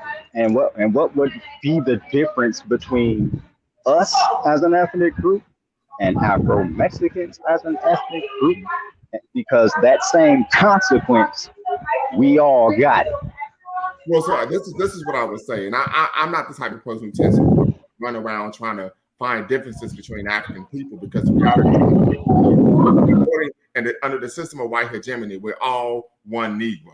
I understand that. The only time they lead you to believe that we aren't all one Negro is when they're playing us against each other like pawns on a chessboard. What I will say, and this is my personal opinion, is of course there are decades of scholarship to substantiate the claim that I'm making, but I would argue that one of the things that in terms of an African American community that I think is pertinent to our identity as a people is African cultural attention, and of course adaptive vitality as African people, meaning our ability to adjust to changing circumstances without losing one's substance or essence. And I can understand that. In my view, it's kind of like computer science when they talk about levels of abstraction. And if we as a ethnic group don't focus on ourselves, but focus on, and I don't mean that like we only focus on us, we ain't thinking about nobody. I ain't talking like that. I'm talking about centering ourselves, our actual existence, our right to be an ethnic group. Center ourselves. This issue, what you're saying, is something that we've been doing for over 2 centuries. And we did that without speaking negatively about brothers and sisters from other nations and ethnic backgrounds. We've been and we also didn't. We didn't hear them speaking negatively about any of us either. Not saying that it didn't happen, it's just we didn't hear in any meaningful kind of way. And see, this was once again, this is why we have to go beyond surface level conversations. The only reason that these type of negative talking points are even being promoted right now, being amplified, is because the power structure wants to promote divide and conquer. On that, we agree. We've always had individuals from particular ethnic backgrounds who speak ill. I mean, growing up, we all heard the term African booty scratcher. Yeah, we said it to each other. It ain't had nothing to do with nobody from Africa. That's not true. Now you're extremely being disingenuous. In fact, I have a book on this very concept that even talks about the history of violence towards Africans by African Americans, simply because they were from Africa. What I'm talking about is I didn't go to school with no Africans. I went to school with other ADOS people, and we call each other that. That's what I'm saying. I'm not saying nobody did. But your anecdotal experience is not reflective of what? Reality. Same with the examples in that book is my point. No. This is based on scholarship. This isn't based on anecdote. This is based on what? This is a longitudinal study, not an anecdote. Right, and I would argue that it's a bit intellectually disingenuous to critique the text that you haven't even read. Okay, I'll check it out. So, but I'm saying, but would you be able to confirm that it is intellectually disingenuous to what? Speak ill of something, to critique something that you've never read? I don't necessarily agree with that. I mean, for example, there was a brother who Will Smith made that movie where he was playing. Hold on, real quick. Give me 1 second. I'm gonna pass it to Love Ash and Brother Amir. I gotta plug my laptop.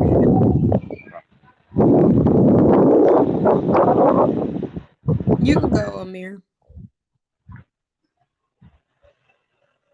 Oh no, go ahead. Go ahead, sister.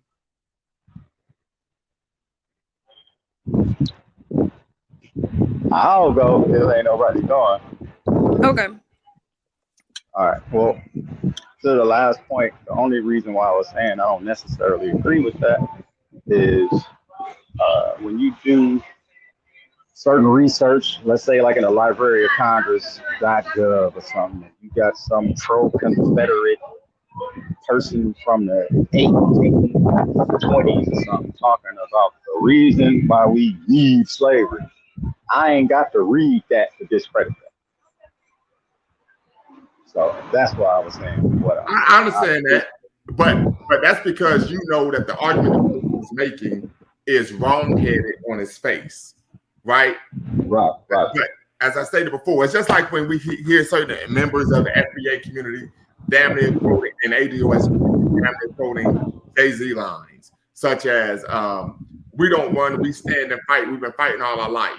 Sound like Jay-Z on the Dynasty, and he says, "Hov don't run, Hov's a fighter. Hov is fighting all this fight." But the reality of the situation is, African Americans left the South. We had great migrations. You could say that was running. African Americans left inner cities and moved to suburbs. African Americans left the Midwest and went out west. And we now see African Americans leaving the Midwest and returning down south. So this whole concept of people running, so on and so forth, is absolutely nonsensical to me. But here's the book right here. Relations between Africans and African Americans, misconceptions, myths, and realities. The second issue, and what I want to speak to, I remember I had a brother on my channel. This is probably about two months ago. We got in a conversation about Serena Williams' father. Serena Williams' father, as you know, I appreciate you, Brother Bronner, but I'm gonna need you to tap in at least about 15 minutes, brother. Tap in for about 15 minutes. Got nothing but love for you. And what ended up taking place was he spoke ill of the movie. And I said, "Well, have you seen the movie?" And he said, "No, I haven't." I said, "Well, that doesn't make any sense. How could you critique the movie and say the movie is trash when you haven't even seen it yet?" Right? So there are some things I understand are wrong-headed and on its face. You could say, I could be dismissive of that. But the things I'm talking about, and we know oftentimes comes as the fact that Black people, African Americans, have internalized what self-hatred. We've internalized anti-Blackness, anti-Africanity. Malcolm X even talked about this in his rather seminal lecture that he gave, his speech where he stated what? You can't hate the roots of a tree without hating the tree, hating yourself. You can't hate your origin. You can't hate where you come from without hating yourself. Brother Brandon, what's the word, brother? What's going on? What's up? Can you hear me okay? I hear you just fine. What's going out there in LA? I heard it doesn't rain in Southern California. Man, it was raining for like 2 weeks straight, but it's sunny now. All right, I got you. Yeah, it doesn't rain in Southern California. I'm gonna play some Tony tonight before I go to bed. Blue skies all day. Yeah, man, but you know, I'm one of those people who gets a lot of backlash. Oh, you hate your own people and all that stuff. And it's so, I always find it ironic how people accuse me of hating my own people, but the people who are accusing me of that, they literally hate their own identity. They hate everything about themselves. And when I speak, Can you give an example of that? Okay, like today, I was talking about the kid Tyree Nichols getting killed, right? Yes, sir. And I was like, you know, we just need to tragic situation. Just want to put that out there. tragic situation, but I was just like, we need to start understanding, you know, that the institutions within the American society, they mean us no good, and we need to operate like we are an oppressed people in a foreign land. Facts. Not acting like we are VIPs at a country club. That's the mindset Black folks want to So let me ask you this, and I would believe that what you are attesting to is the concept and idea of what Martin Delany articulated nearly 2 centuries ago. That we are denizens in this country, not citizens. We are living here by privilege, not by legal right. Is that what you're articulating or trying to say? Oh yeah, exactly. We are living here by privilege. We exist here by privilege. If you look at the reality, there's only 40 million of us. We could get wiped off the face of North America with the blink of an eye. We would literally have no way of defending ourselves if these other groups decided to, like, you know, eradicate us from the North American theater. So we are here by privilege. We are here based on the grace and mercy of the dominant society. What we want to believe or entertain is that we built this country, and because of that, we are entitled to some type of special treatment or some special recognition. So when I talk about Tyree Nichols, the brother dying tragically, I just was talking about, you know, we need to maintain, you know, vigilance and situational awareness. For saying that, I was told that I hate my own people. Now, what is the opposite argument against that? No, the police were wrong. That brother was right. He should have done everything he did was justified, because this was a targeted hit on this brother. And look at, they was calling him out his name and all that, basically saying it's okay to throw your life away in defense of your ego, right? Now, So I would say this. I watched some of the video and I saw a situation where they were telling him to get on the ground when he was already on the ground.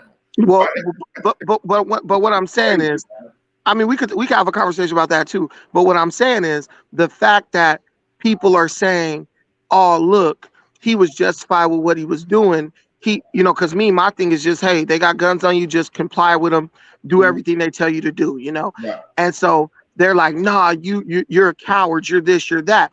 So what they're saying, that's nonsensical. That's nonsensical thinking right there. Yeah, but what I think I shared this with you. I've been arrested before for something I didn't do. I was 100% innocent. They came in the room, said, "Put your hands behind your back." Okay, no problem. That's what we all do. Every man who has something. What happened is I said, I'm not only am I going to win my case, I'm going to sue their ass after I win my case. My goal was not to get another charge for resisting arrest, obstruction of justice. Go downtown, call my family, get my bond paid, be back in the P's with the favorite pair of Nike shoes on. You know what I'm saying? And you knew that by doing that, you would not have escalated the situation, which increases your chances of survival. And here's the other thing: Huey Newton, which many people would argue was one of the more militant activists in the 1960s, he even says in his memoir, "Revolutionary Suicide," that the police tell you they're going to arrest you. He says, "Don't resist, don't fight. Simply allow them to arrest you. Go downtown, call your lawyer, or call your family to post bail." Well, what you'll notice, and what I asserted on my channel earlier today, I said you never see gang members or criminals get killed at traffic stops, because criminals understand the situation. They're like, "Look, I'm caught. Let me stop. Let me comply, whatever." But the point I was making was these people were basically, and this is what a lot of people are saying, they're basically telling Black men they're sending this like dog whistle out to black men on the internet. Hey, you should resist the police, argue with them at traffic stops. You don't need to comply if you feel like you were right. So what I'm saying is, you got me telling you, look, man, it doesn't matter. You prove your innocence in court, not in the middle of the street. Right. I'm telling you something that can preserve our people, help our people survive in this place where we're dealing with hostile forces. The person who's telling you that you should argue up and down and resist the cops and all that, and it doesn't matter, and if they call you out your name and you comply when they tell you to do something, you're a coward. That person is literally giving you a recipe to get slaughtered in the middle of the street. So who really is the self-hater? The person giving you tips. The person who recognizes that the situation is not in our control, who's giving you tips on how to survive or how to increase your chances of survival, or the person who is telling you to make decisions, who is basically they're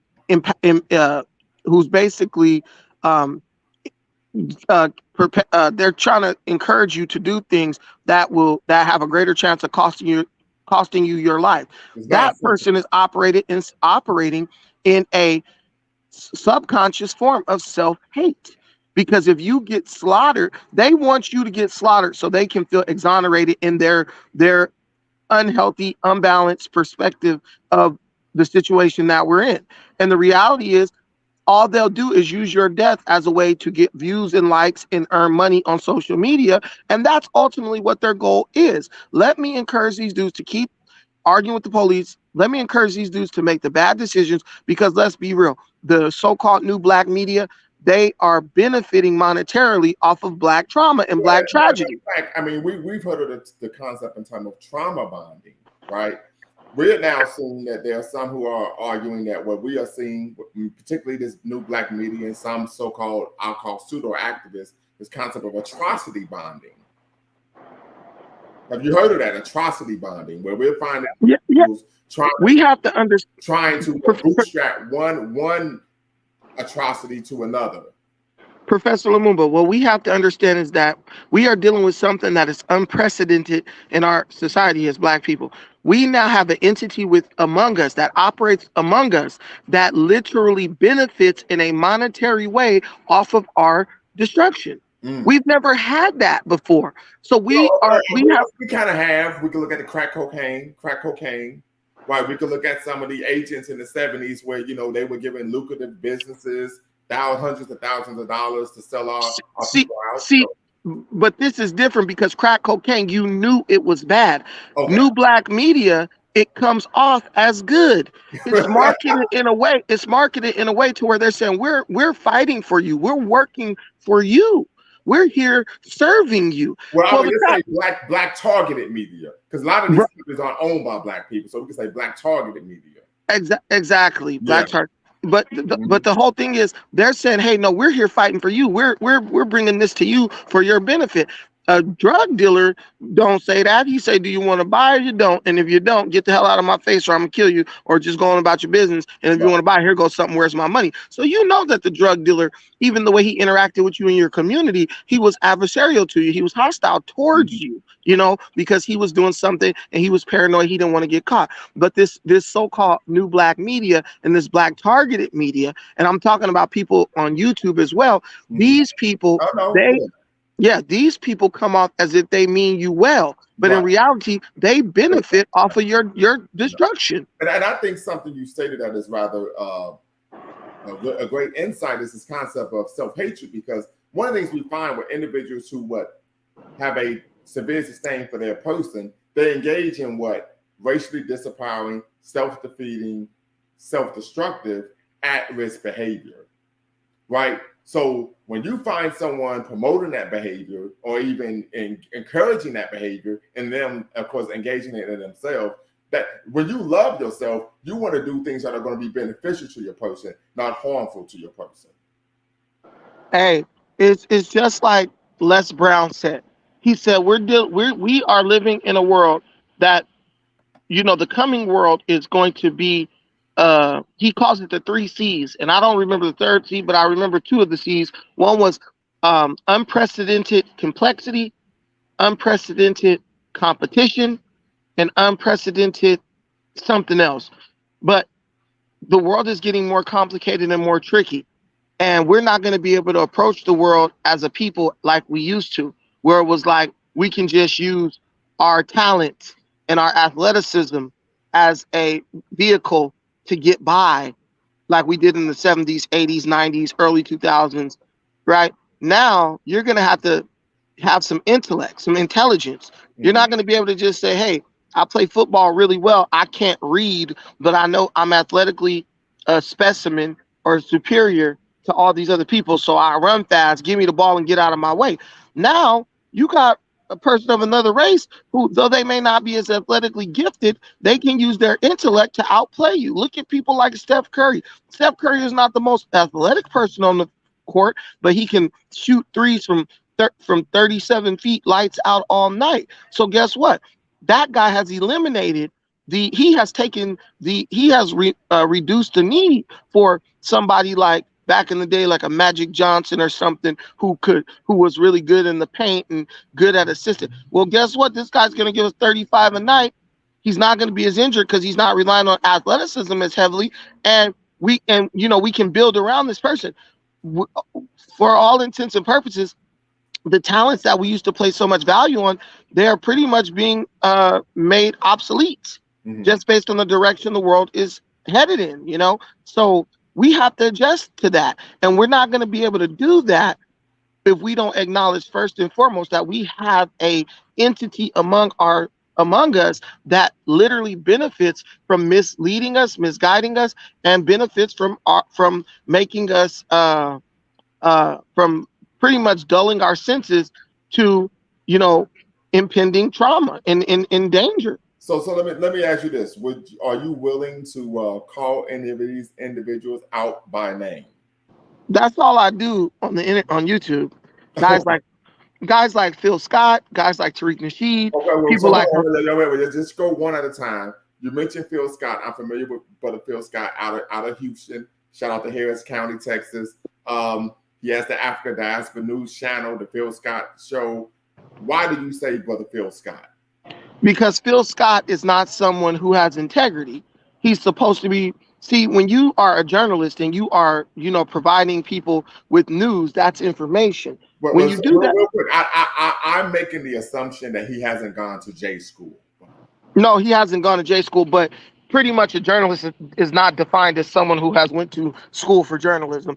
Journalist is someone who basically espouses the news to people. It doesn't matter if you have credentials, right? That's just the Webster's definition of it. Wow. So he's pretty much like a freelance journalist. That's what he is. He just works for himself.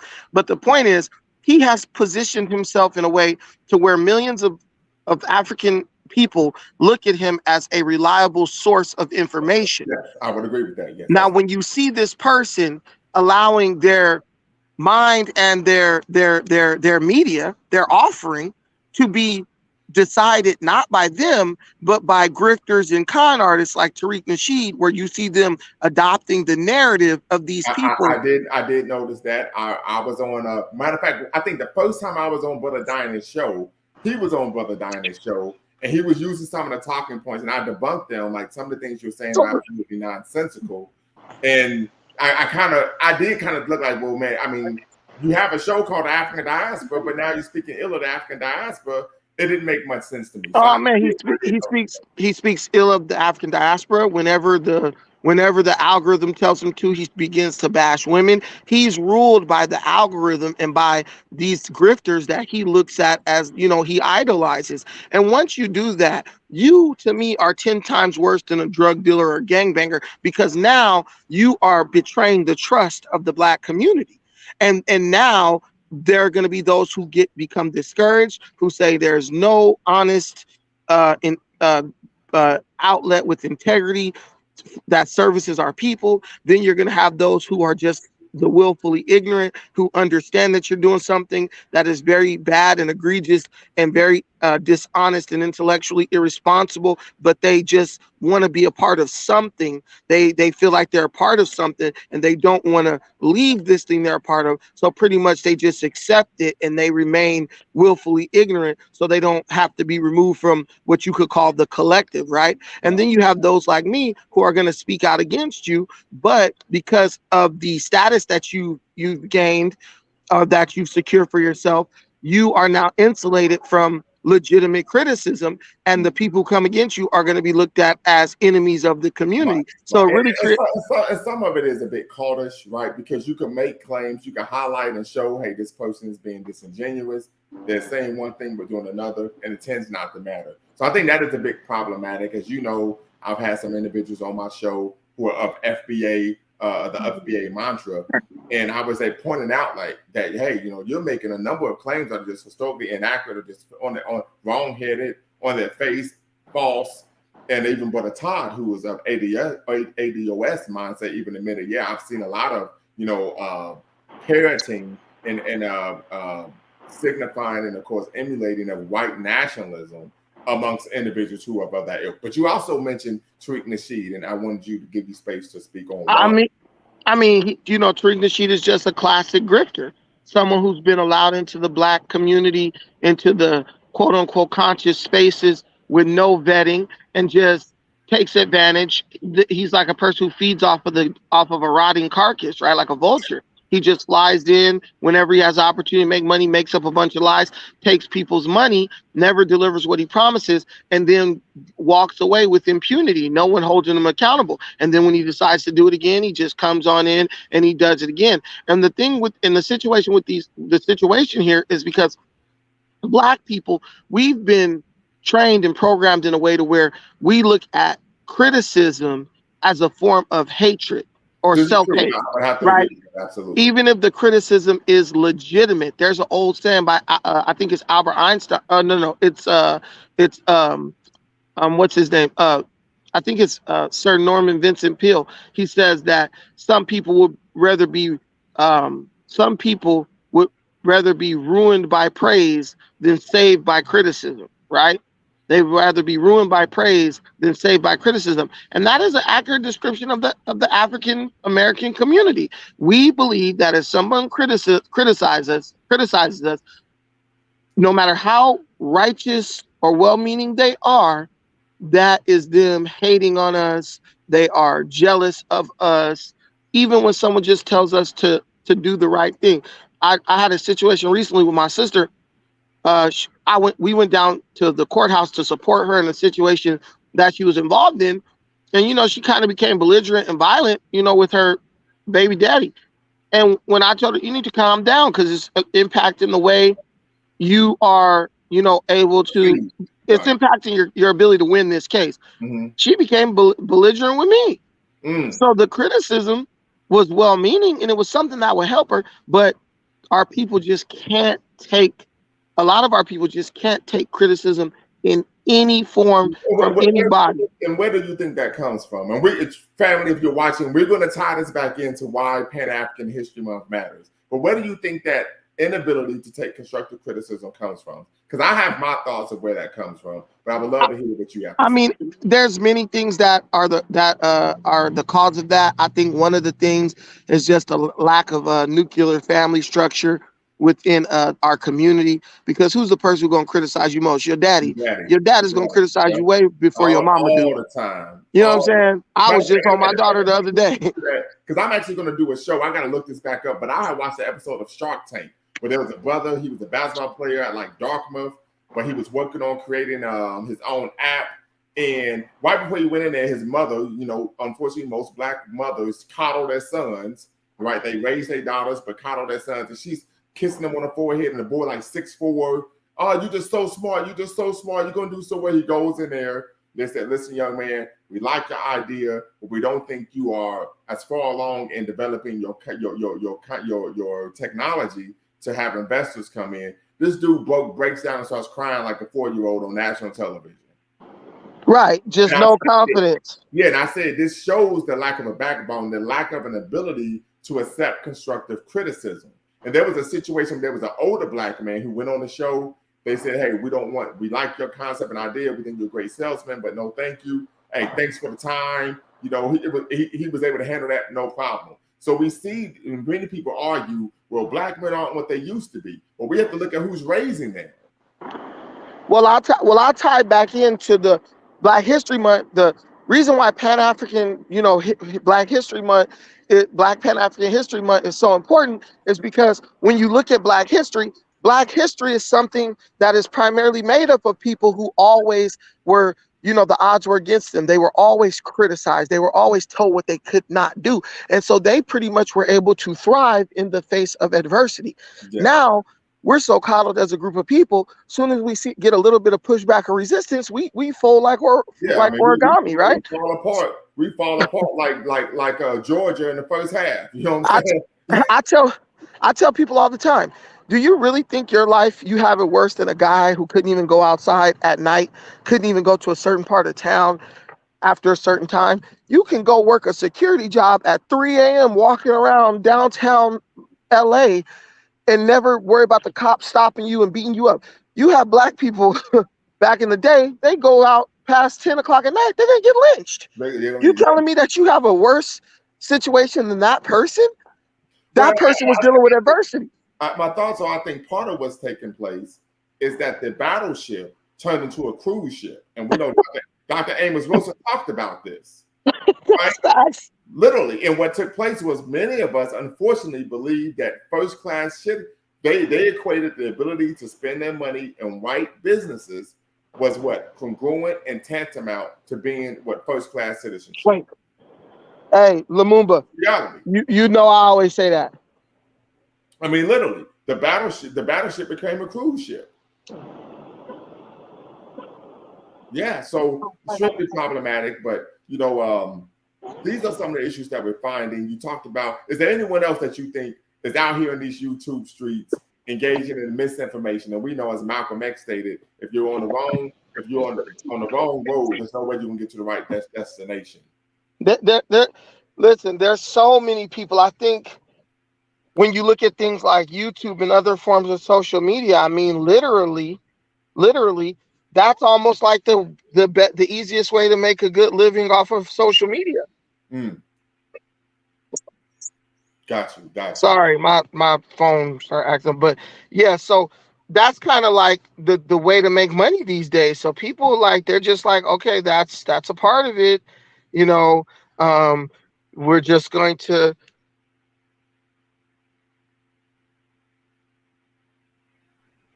So it's a huge issue, Can you hear me still? Yeah, I can hear you. Yeah, so it's a big issue, and it really needs to be addressed. And I do the best I can to address it, but obviously, I am labeled as a hater, a person who hates their own people. And in reality, it's like, no, I have great love for my people because I'm willing to bring an unpopular message to my people. We know black folks don't want to hear that stuff, but you have to. It's called tough love. This is true. This is true. I agree with you 100%. So what do you say to people who make the argument that we need to end Black History Month? I would say to those people, Black History Month in the form of using it as a way to allow white people to market our history for money, yeah, that needs to end. What I think we need to do, instead of ending Black History Month, we need to truly start honoring Black history all year round by working hard to build on the foundation that our ancestors have made for us. Because it might be a little bit tarnished or damaged, but it's still very much intact, and it's ready for us to build on top of. Now, black people are worried about symbolism as opposed to tangible, developments. And that was the thing with Black history. Our people were into things that actually benefited us, inventors and stuff like that. Now it's just like, as long as something looks a certain way, it's good enough. As long as it gives a perceived image of some type of progress, we're happy with it. Right, and that's one of the major issues we find in our community, particularly when we talk about, from a political standpoint, symbolism over substance, right? We see this with, who's the vice president? What's her name? Kamala Harris. Kamala Harris. Yeah, like that. Right, people having some type of belief, and I think, oh man, matter of fact, we're gonna save that for another line. We're gonna go way down a rabbit hole, so I'm gonna leave that alone. So what do you say to people who say that Black history is American history? I think that we need to call it what it is, Pan-African history, because like I told somebody today, no, the guy who's TD Hip Hop, the guy he's a media outlet. I also think he's somewhat of a grifter. He tries to straddle the fence. He talked about Floyd Mayweather says we built this country and he hates being called an African American because he's an American. Well, Floyd's wrong. You know what I'm saying? He maybe took too many punches. Enslaved Africans built this country. He didn't take a lot of punches, though. He ain't take a lot of punches. But He ain't took a lot of punches, but I think Maidana might have rattled something loose when he hit him in the face. But the few punches he did take, Sugar Shane Mosley might have knocked something loose in the first round of their fight. And here's the other issue. Like, and anyone who knows me knows I'm a hardcore boxing fan. I'm a boxing aficionado. I knew who Floyd Mayweather was when he dropped out of high school in 1996 to compete in the Atlanta Olympics, right? So I've known who Floyd Mayweather was for a long time. But with that being said, Floyd Mayweather is not a public intellectual. He's not someone who was politically astute. So the fact that one will be trying to take political lessons from one Floyd Mayweather, I think, is absolutely asinine. The other issue is that you have to consider Floyd Mayweather's positionality. He is probably in the 1%. He's probably in the 1 percentile of wealth in the world, right? And so his reality, his experience, and the way he views the world, based on the fact that he did not go over any type of political or ideological centering or foundation, will lead him to come to such a conclusion. Well, also you got to look at the person for who they are. Floyd Mayweather also ain't complaining about police brutality. And if you talk to Floyd Mayweather for 5 minutes, which I've talked to Floyd Mayweather for probably 10 minutes one time in real life, Floyd Mayweather would tell you Tyree Nichols should have just listened to the police and rolled his ass over and put his hands behind his back. He has a very like pragmatic, I don't know if I'm using the right word, excuse my lack of vocabulary, but he's a very practical person. He's not a person who sits and tries to operate based on, what ifs and, speculation. He's more like, this is what has to happen. Floyd Mayweather, you fat, he gonna say you need to go run 5 miles every day till you lose weight. He's one of those type of people. But what I wanted to say is, if you really want to be honest about the history, enslaved Africans built this country and they became Americans later on. So when you hear people say, oh, Black Americans built this country, wrong. Enslaved Africans built this country, whose offspring became American later on. So Black Americans didn't build this country. Even the concept of us being American is even questionable, right? Right. In fact, I think the first day of class this semester, I asked my students, are African American citizens? And in 2023, those students had to sit there and be like, man, I don't know. Exactly. Are you treated like citizens? I said, if you have exactly, I said, are we treated like citizens? I said, if you even have to question that, then you know what the answer is. Exactly. Yes. So, but when you get in your ego, and a lot of this, which I talked about on my channel earlier, a lot of this is just purely immaturity and ego and refusing to admit or acknowledge the reality of your situation. And we just cannot go forward and build or make progress based on that. Someone who is just in their ego. It's like someone said, man, I can knock out Mike Tyson. Bro, you probably can't, but you can keep saying it. You can keep saying it. You believe in it in your mind, but in our minds, all of us, including you, know you cannot knock out Mike Tyson, but you can keep on saying it because it sounds really good. But you're not going to be able to actually go and get in a ring and deliver a knockout of Mike Tyson in real life, but it sounds good. So, but saying that, doing it and saying it is two different things. And so when Black people talk about we built this country and we Americans and this and that, and they owe us, and it's a debt that's owed. Easier said than done, my friends. You could say anything, but actually gaining it or putting in the work to achieve it is something totally different. So we love that lip service, Professor Lumumba. We love that lip service. That's what we respect more than let me ask you this. So Jason Whitlock was on Fox News a couple of days ago regarding what happened to Brother Nichols.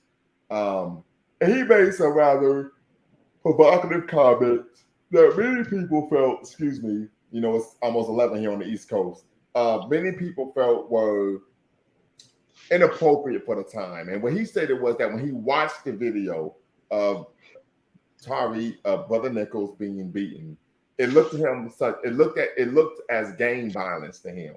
And he stated that it looked to him like the type of gang violence we see by Black men who are raised by their mothers. I mean, I'm in agreement with, I said the same thing.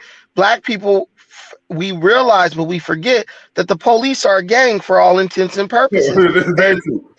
And I don't. Very true. Yes, they are. And I don't understand why Black people in neighborhoods around America watch Black men murder each other every day, do exactly to other Black men what those 5 Black cops did to Tyre Nichols, and all of a sudden we act shocked. Black people operate with savagery they operate savagely with each other all the time. It's par for the course. So why all of a sudden is such a shock? Why now do I have to get out in the middle of the street when them gangbangers is killing up each other in your neighborhood? You ain't getting out in the street when they doing that. You don't care. But now because it was cops doing it, all of a sudden you care. And I'm not always in it. Go ahead. And I'm gonna speak to that. I agree with you, right? I think we have to take issue whenever African life is being prematurely snatched from us, right?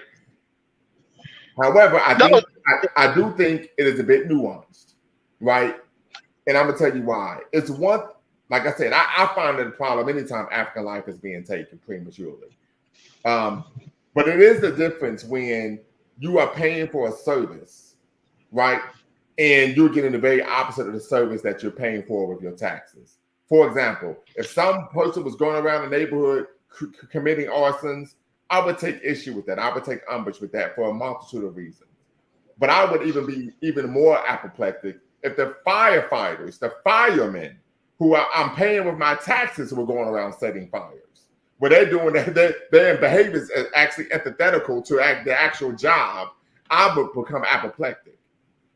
But the reality is, just like in America, like in LA, where you have the crash unit, those cops were technically doing what they were paid to do. They were a special unit that was dealing with gangs. And as we know, if you've ever been a gang member like me, those cops are empowered by the city to use excessive force against people who they feel are involved in gang activity or in drug activity. The funny thing is we're so shocked about it in real life, but we go watch it on TV, on Law and Order and everything else, and cheer it on like, yeah, that's what we need, the commission, all that shit. The cop who's pressing the boundaries of the law to solve crimes. We celebrate that stuff, but now we see that it's real. There's a whole cottage industry of films. But I mean, one of the great examples is the movie Dirty Harry, where I think Clint Eastwood that kind of promotes this concept of the cops have to break the law because the laws are created to protect the actual criminals,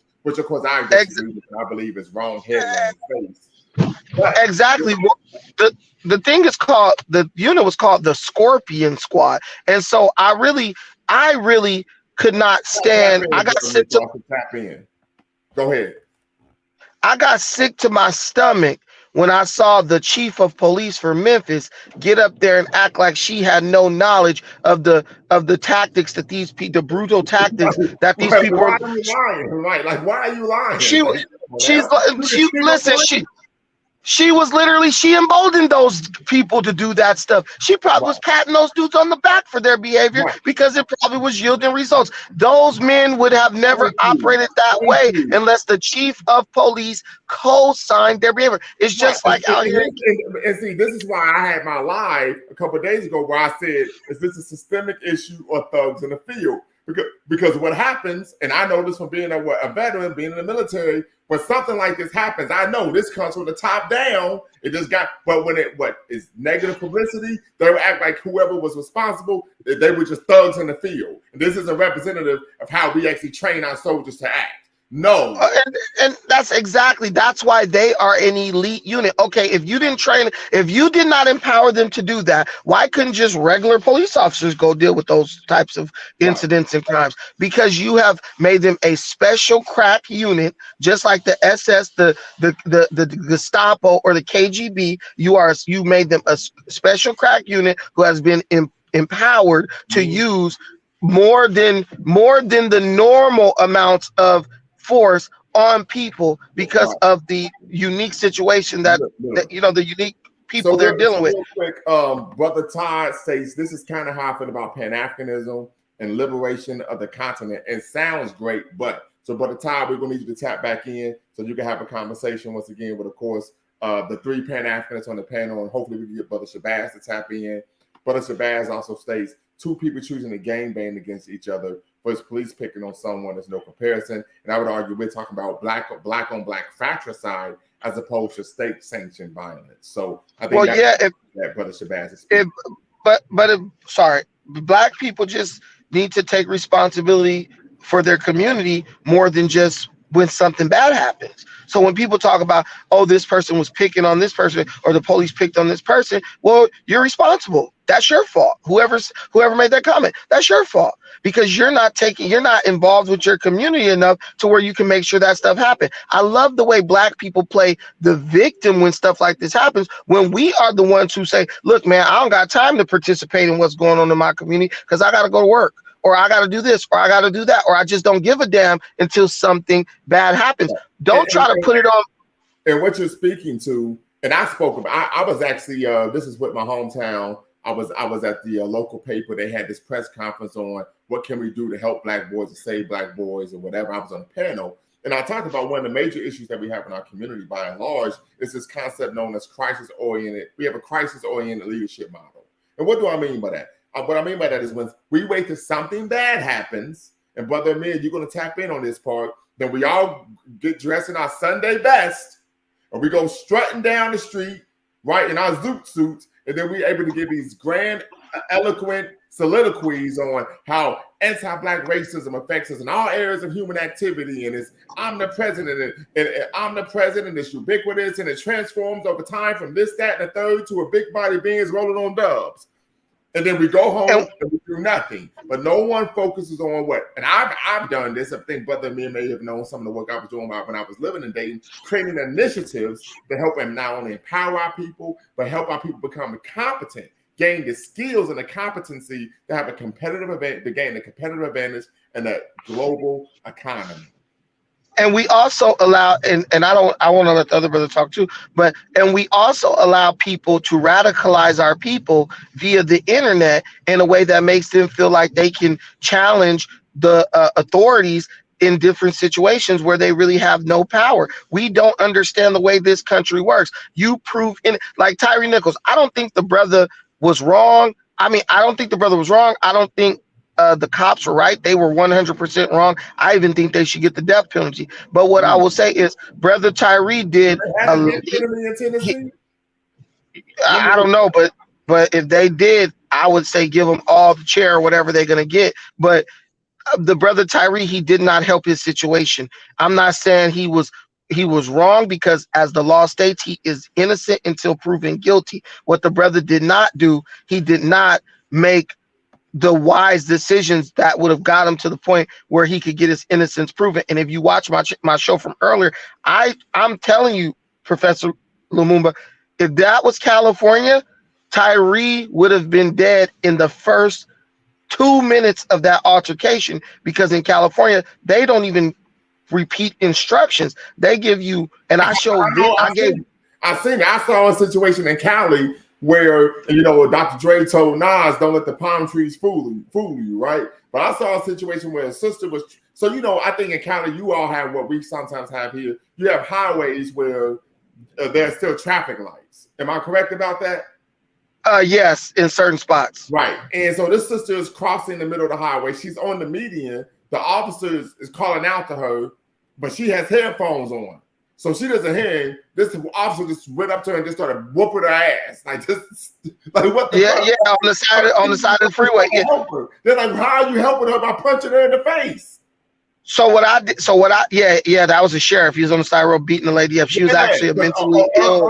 Earl Afari Hutchinson, he was one of the brothers who was there. He led the press conference. Yeah, and somebody, a motorist riding by, took a video. But what I was telling people today on my channel, I said, if you really look at the interaction of the whole situation, Scorpion Squad was 100% wrong. But I told them, look, if that was Cali, Tyreek would have been dead before he even got out the car. And then that's the way. And when you're in a place where no one really looks like you, like California, where there's so many different groups of people and races, you have to understand, bro, I understand you feel like you didn't do anything wrong.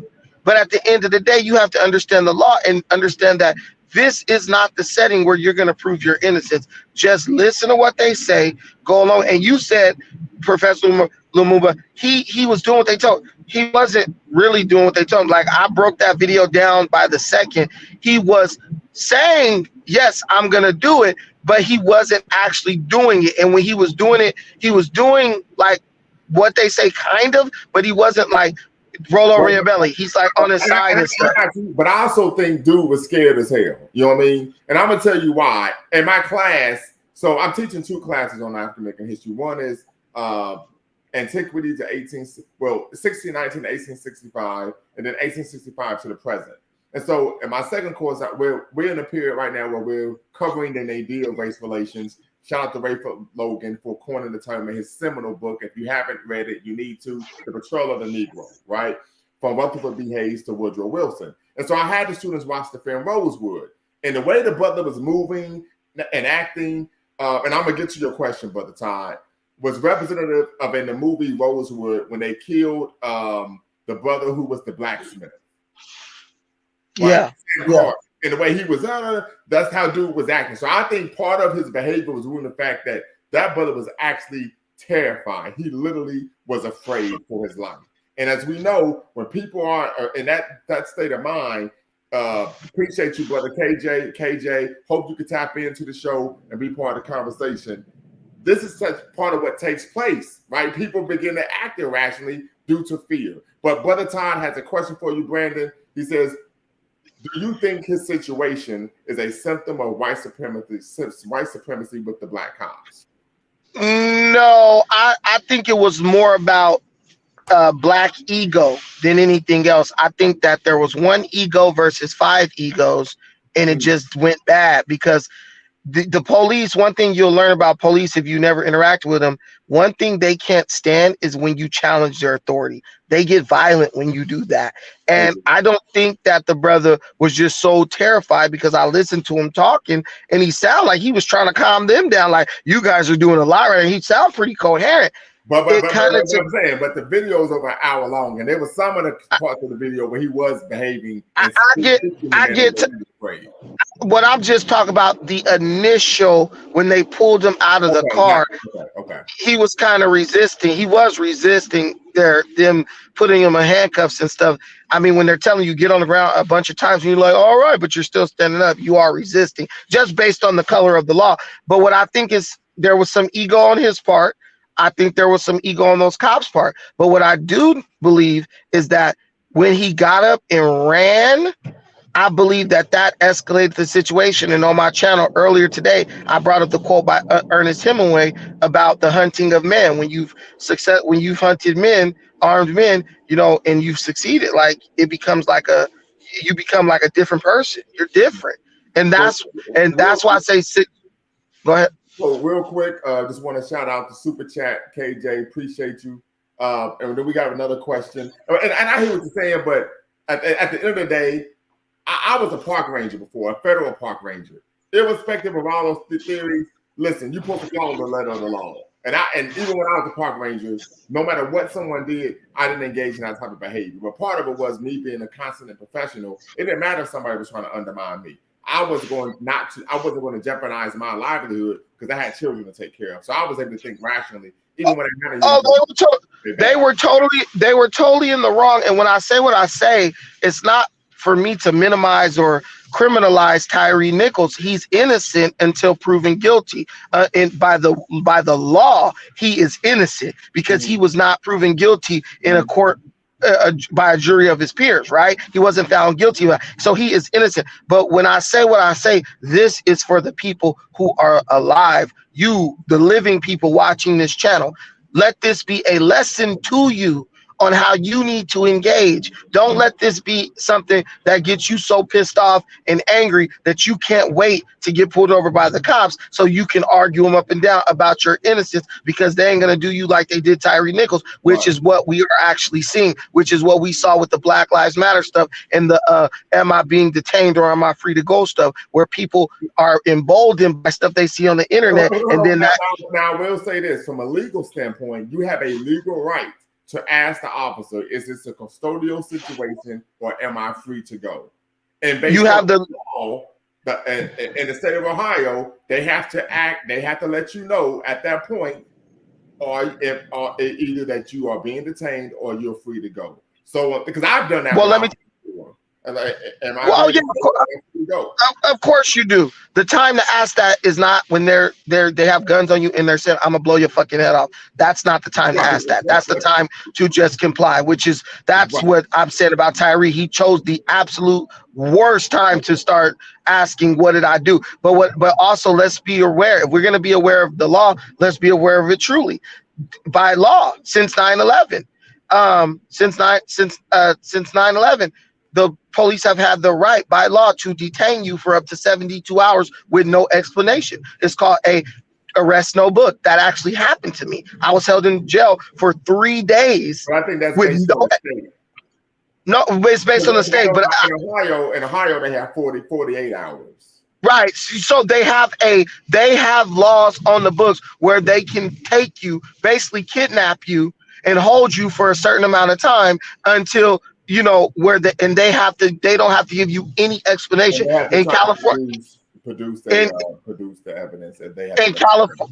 In California, they have it's 72 hours. They kept me in jail for 3 days and just released me. And I was trying to sue. I thought I had a lawsuit for sure. Like, yo, you guys, and the lawyer informed me, no, they have a right to hold you in California for 72 hours with no explanation whatsoever. So guess what? When you ask, why did I get arrested or why did you stop me?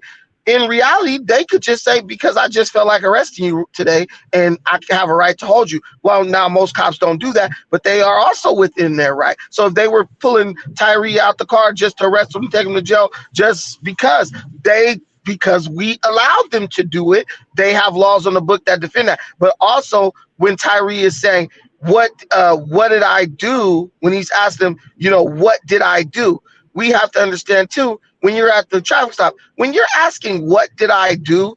Pretty much the police and everyone who's ever been in any type of authority situation, we already know that you don't believe you did anything wrong. So like I used to work as a bouncer at a club. So I'm speaking from that perspective. We know you don't think you did anything wrong. Brandon, how tall are you? Me, I'm 5'9", close to 5'10". You're a bouncer, you 5'9", man. I used to work as a bouncer at a club, man. I used to throw people out. I was buff though. I was playing football. I was big. But the thing is, like, so we know when you say, what did I do? No matter what we say, you're not going to agree with it anyway. So what's the point of answering that? Whatever we say you did, you're not going to be like, oh, that's what I did. Okay. Because if you knew you had did something wrong, or if you were aware that it's possible that you did something wrong, you wouldn't even be asking, what did I do? So that is a disingenuous question. So even when Tyree, go ahead. Hold on. So real quick, Brother Yo states, what about the rumor that he was dating one of the cops' exes? That's true? Totally false. Totally false. I proved that on my, they've actually done investigation on that, Newsweek, CNN, it's all been debunked, and it actually was started by the dude, Sir Major, the little albino kid who stole $200,000 from people using Black Lives Matter moniker. It was actually started by him. and it was him saying, I heard, and black people just jumped on it. And we got to stop doing that. We have to stop trying to entertain conspiracy theories so it could justify what's going on, because black people, let's be real, black people are confused right now. Black people didn't think that 5 black cops can kill a black man. They've been taught that only white cops. We've been taught. So real quick, if you're watching, make sure you hit the thumbs up, share, like, and subscribe. You're watching Lumumba Speaks here on YouTube. And if you're watching, I'm gonna put the link in the chat if you want to tap in and be part of the conversation before we close out. We're talking about, of course, why Pan-African History Month matters. As we know, there have been a lot of individuals who have thrown shade at Black History Month. I'll argue that this is a form of anti-Black racism, as we don't see that same type of shade, that same type of vigor being thrown at other identity groups' History Month, such as Women's History Month, Latino History Month, LGBTQ History Month, and even Jewish History Month, to name a few. So the link is in the chat if you want to tap in and be part of the conversation. But Brandon, what do you say regarding this concept of anti-Black racism being the underlying impetus as to why individuals are seeking to try to undermine Black History Month? Anti-Black racism. Well, people feel like it's okay to do that because we devalue, our history. We devalue our own identity. When another group of people sees you and everything you do speaks to this idea that you want to be. Hold on, real quick. What you're saying, yes, we do have people in our community. There's a sizable, very large segment of our community that devalues their identity, engages in the politics of integrationism, engages in nonsensical concepts of self-abnegation. However, I think we can be honest here and say that irrespective, if 100% of the Black community was engaging in racial pride and ethnic grounding and being staunchly ethnocentric as one Hubert Harrison was, right? Shout out to Hubert Harrison, by the way. We do know that there will still be individuals who would be speaking against, of course, Black people, and that you think that we're doing our community to help not only define ourselves as a people, but also restore ourselves through our traditional engagement. Well, here's the thing, Professor Lumumba. When you look at the loudest voices in the Black community all over the nation, these people don't give a damn about Black History Month. They might talk for a second about it to give lip service, but they don't operate in a way that shows that they truly are honor and respect and revere Black history. So other groups, and we don't know what the meetings sound like behind closed doors, but I guarantee you, these people, when they get in front of other races and it comes time to make money or talk about money, they are devaluing our culture and who we are, letting those people know, sending those people the dog whistle that it's okay to disrespect, Black people. I would agree with that. I can agree with that because I've seen it take place, right? So Me too. This is anecdotal, but we know, we're in our 30s. I think you're in your 30s as well, right? I hope I'm not dating you. Yeah, I'm 30s. Right. We've seen this before. But what I will say is that these individuals, I would hope and believe, and I'm taking a rather optimistic view of the situation, are not representative of the common folk in our community, those who, of course, irrespective of what we face, irrespective of how long we've been here in America, are still proud of who we are as an African people. I'll give you a prime example. Look at Beyonce. Beyonce is supposed to be this feminist. She's supposed to be a champion for the LGBTQ community. I didn't know that was something that she was engaging in. Yeah, but guess what? She just took a $24 million check to do a concert in a country where being gay is outlawed and punishable by death. And white media was all over her for the hypocrisy of claiming to be this champion for these causes, but then taking money from people who have laws that are, that don't give fair treatment. Yeah. Right. And so what I'm saying is, in the Black community, I'm using that to show, when it comes to the Black community, this same dynamic exists. Some of the people who you believe should be champions of your race, they are selling you out behind closed doors for a check. And we've proven with the new cut the check movement that basically Black identity is all just Hold on. Oh, I'm sorry. That sounded good. You said the cut the check movement. Now hold on. We're gonna have to pause very quickly, and I need you to unpack the cut the check movement. Matter of fact, we have to do a show on that. And we could do a dual broadcast on why the cut the check movement is problematic. Go right ahead. Well, the cut the check movement creates an environment where we are telling other people that Black identity and Black dignity is for sale. It's for sale. Yeah. Disrespect us, treat us like shit. Just make sure there's a dollar amount attached to it, and we'll be quiet and we'll accept it. Pretty much. Would you make the argument that ratchet feminism aligns with that concept of the cut the check movement as well? Oh, of course. When your women send a signal out to the rest of the world that they'll let you paint them in any degenerate light, let you paint them out to be prostitutes and harlots, as long as there's some money attached to it, that does impact the way the way other groups view you, whether you want to acknowledge it or not. That impacts the way other groups perceive you. Brandon, I'm not lying. We're gonna do a damn live on the cut the check movement. Seriously. Yeah, black dignity is for sale, man. That's what we gotta understand. Black dignity and identity is for sale. Matter of fact, because I actually did a show on ratchet feminism. I got a show coming up, I think next week, on ratchet masculinity, right? But in ratchet feminism, there's a sister at the University of Buffalo. Her master's thesis was on ratchet feminism, and she actually states that ratchet feminism signifies and embraces the stereotypes of the Jezebel and the Sapphire as empowering. To be loud, to be combative, and to be overly sexual. When we know that this concept and idea, the stereotype of Black women being overly sexual, and Sister Shy may have a comment. We're going to talk about Professor Black Truth, because he be promoting a lot of misinformation on his channel as well. Oh, he lies every day. He lies all the time. And I called into his channel and I had a discussion with him, and I discovered a couple years back that he's just totally a liar, because when I called him out on something, he just act like the phone line. When I proved him wrong, he just act like the phone line got disconnected and dropped me off his channel. But that's what I'm saying. These Black, we are for sale, man. We will sell. Real quick, because Sister Ash get on me talking about flipping topics. So real quick. And so what we found, I had to let the class know, I said this concept of Black women being sexually lascivious came as a result of Black women being sexually assaulted during the Middle Passage. And as soon as they're like, what? You see? I said, yes, this is where this comes from. So you think these individuals are empowering themselves as women? They're being paid by white folks to act this way.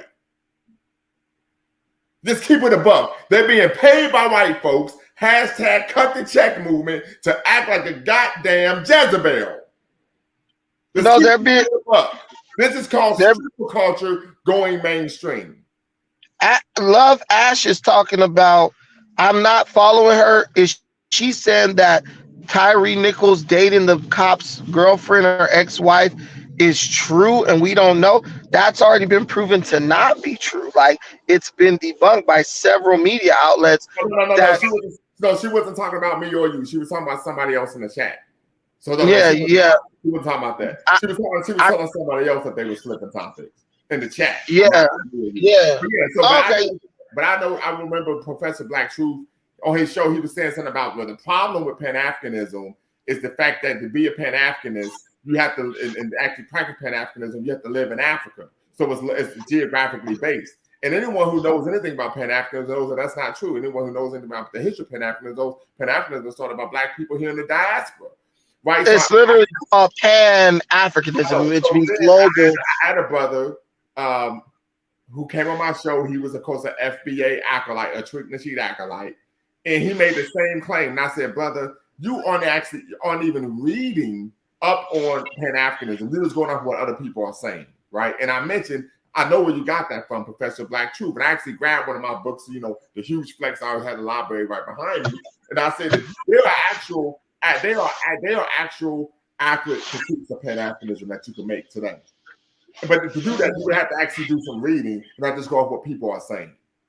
Well, these people regurgitate the claims of Professor Black Truth and Tariq Nasheed and these people verbatim. They don't have any capacity for independent thought or intellectual autonomy. They literally hear something, it sounds good, they go out into the internet and say it verbatim. But the whole thing is, when you talk about the problem with Pan-Africanism for Professor Black Truth and people like him is that Pan-Africans, we are intelligent people who look at things based on logic and rational thinking, and we're workers. Those people, in order for them to be successful, they need Black people to let them do the heavy lifting, the intellectual heavy lifting for them, right? Let me do the thinking, you just do the listening and the paying, right? So that's what Anike put in the chat. Pan-Africanism is an academic and ideological organization. I would argue that it is an ideology and political movement, right? Yeah, Pan-Africanism is political. It's a political ideology. Now, I will say this, and we can be honest about this. There has always been in academia, Pan-Africanism has always thrived, has always been vibrant. I can recall that there was a sister that I was dating from South Sudan, and she knew I was a Pan-Africanist, and she said to me, man, that's just something that people write about in books. But coming from South Sudan, living in Kenya, and then, of course, migrating, of course, to America, and her experience, she saw that it wasn't something that was being practiced by people boots on the ground in a manner that was actually able to benefit her life. So that was rather, of course, unfortunate. Well, the thing is, there are Pan-Africanists all over Africa, but Black people don't do the work to find out about those people. We would rather just make a statement based on ignorance, things we don't know, than to just say, well, let me find out, let me look it up. Because when is the last time one of these people researched modern day Pan-Africanist or who's Pan-Africanist in Africa? They don't even search that. What they type in is FBA movement, cut the check, how much is reparations going to be? Then they make all these statements. Because if you look at like South Africa, though there's a growing, like, I guess, xenophobic sentiment in South Africa, you have groups like the EFF, the Economic Freedom Fighters, who are a heavily Pan-Africanist group who advocate for open borders in Africa and for all Black people globally to be allowed unimpeded access to the African continent and freedom of movement. But we never talk about those people. We literally just look for confirmation. We look for confirmation bias, right? We only look for the things that support what we want to believe. We don't look at it objectively. We don't look at it to learn.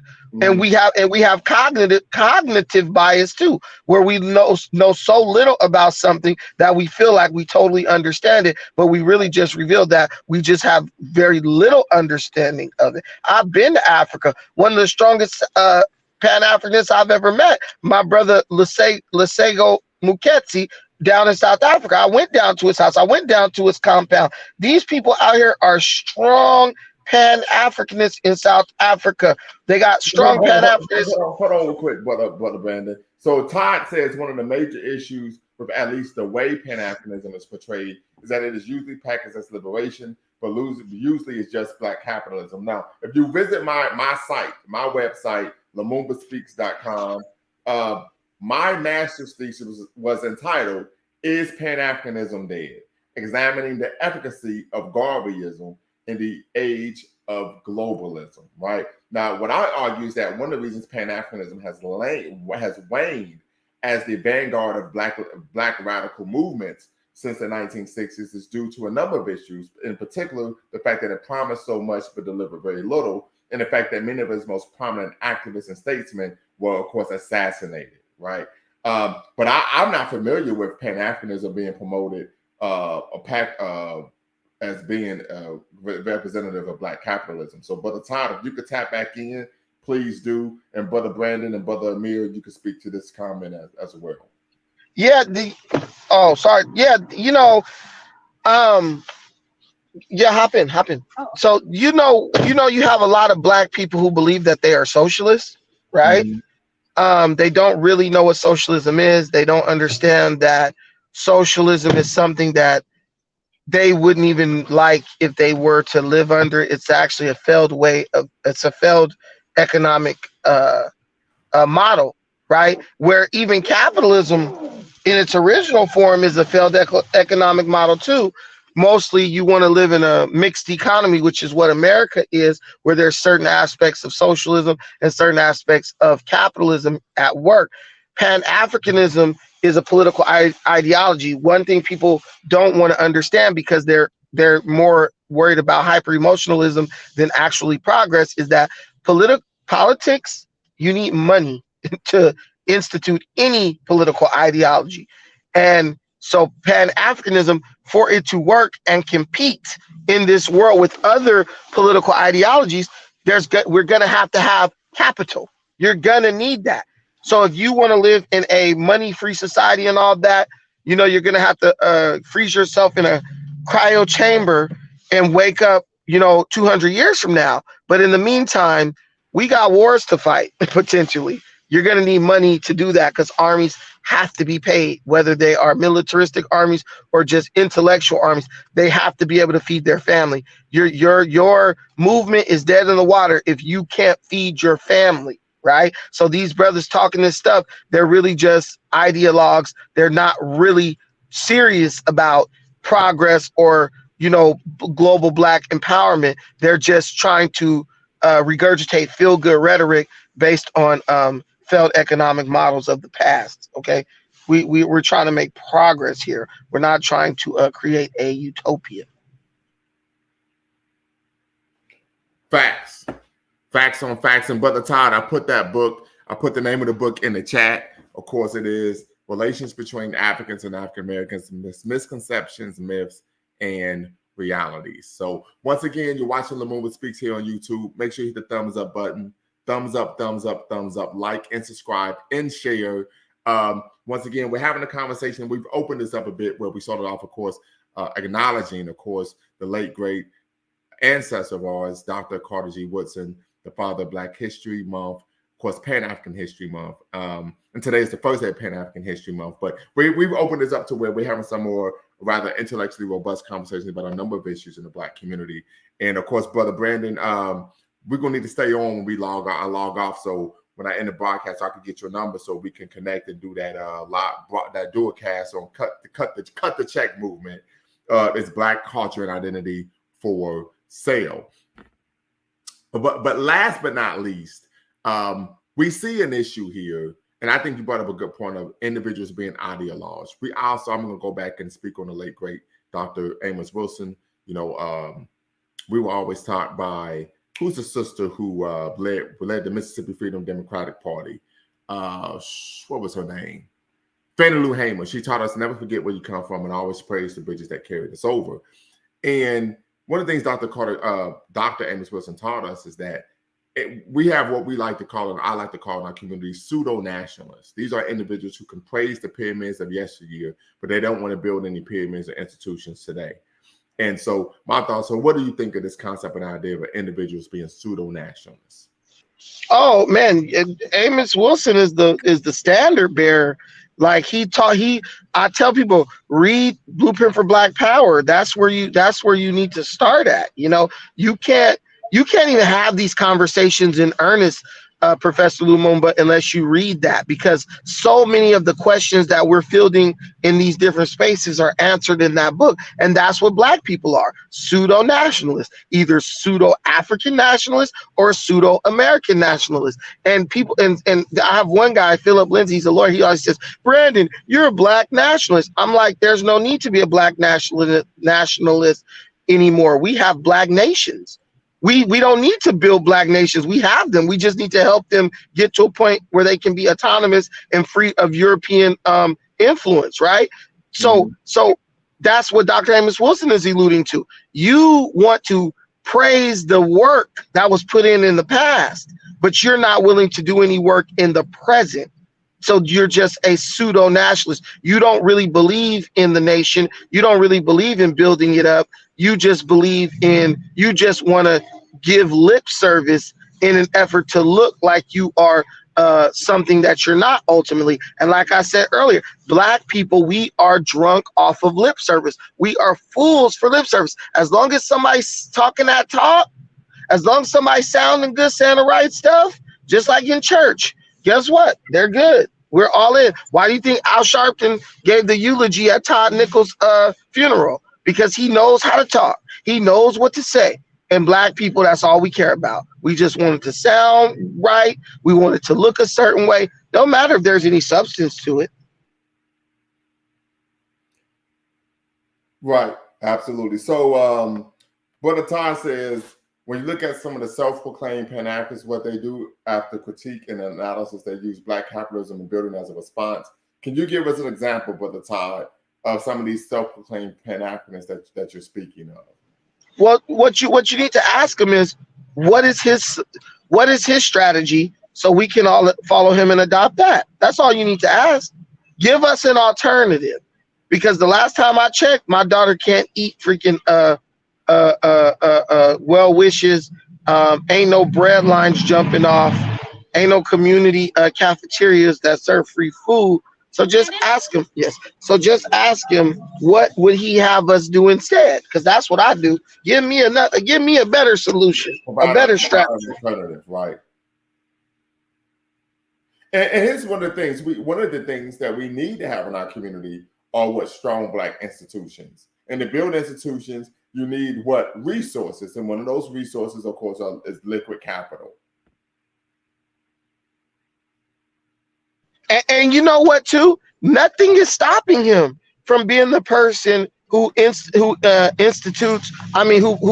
introduces a socialist aspect or social programs or projects within Pan-Africanism.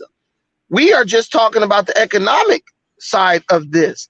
You can come in and go give free food and do all that stuff.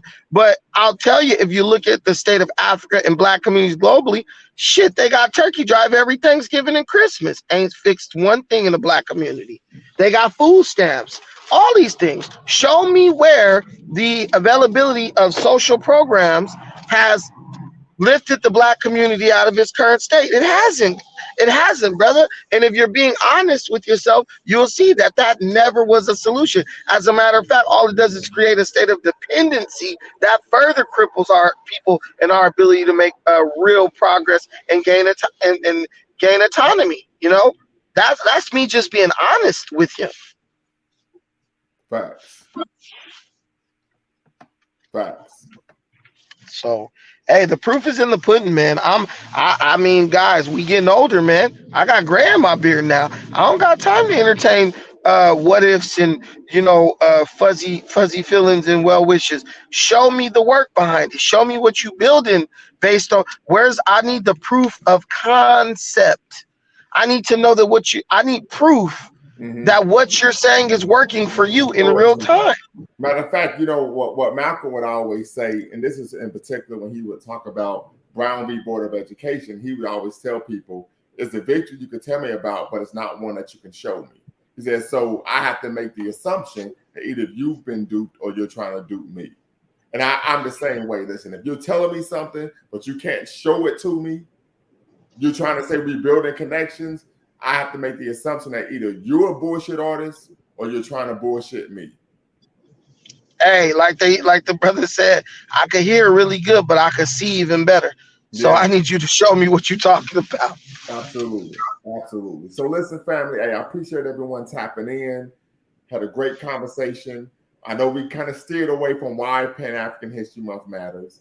That is quite all right, though, because next, let me see, when we jumping off live again? Let's see here. Today is the 1st, and we're going to be back at it on the 4th, where we're going to be having a rather intellectually stimulating conversation regarding on intersectional ground. Does intersectionality help or hurt the Black community? So definitely want you to tap in for that, Brandon. I don't know if you subscribe to my channel yet. Hope you can. But I would love. Yeah, I'm subscribed. I'm subscribed. Would love to have you tap in, Brother Amir, you tap in, even the sisters as well. Many of you may be aware that, of course, the term intersectionality was coined by the brilliant sister from Canton, Ohio, Dr. Kimberly Crenshaw, the position paper she wrote in the late 1980s.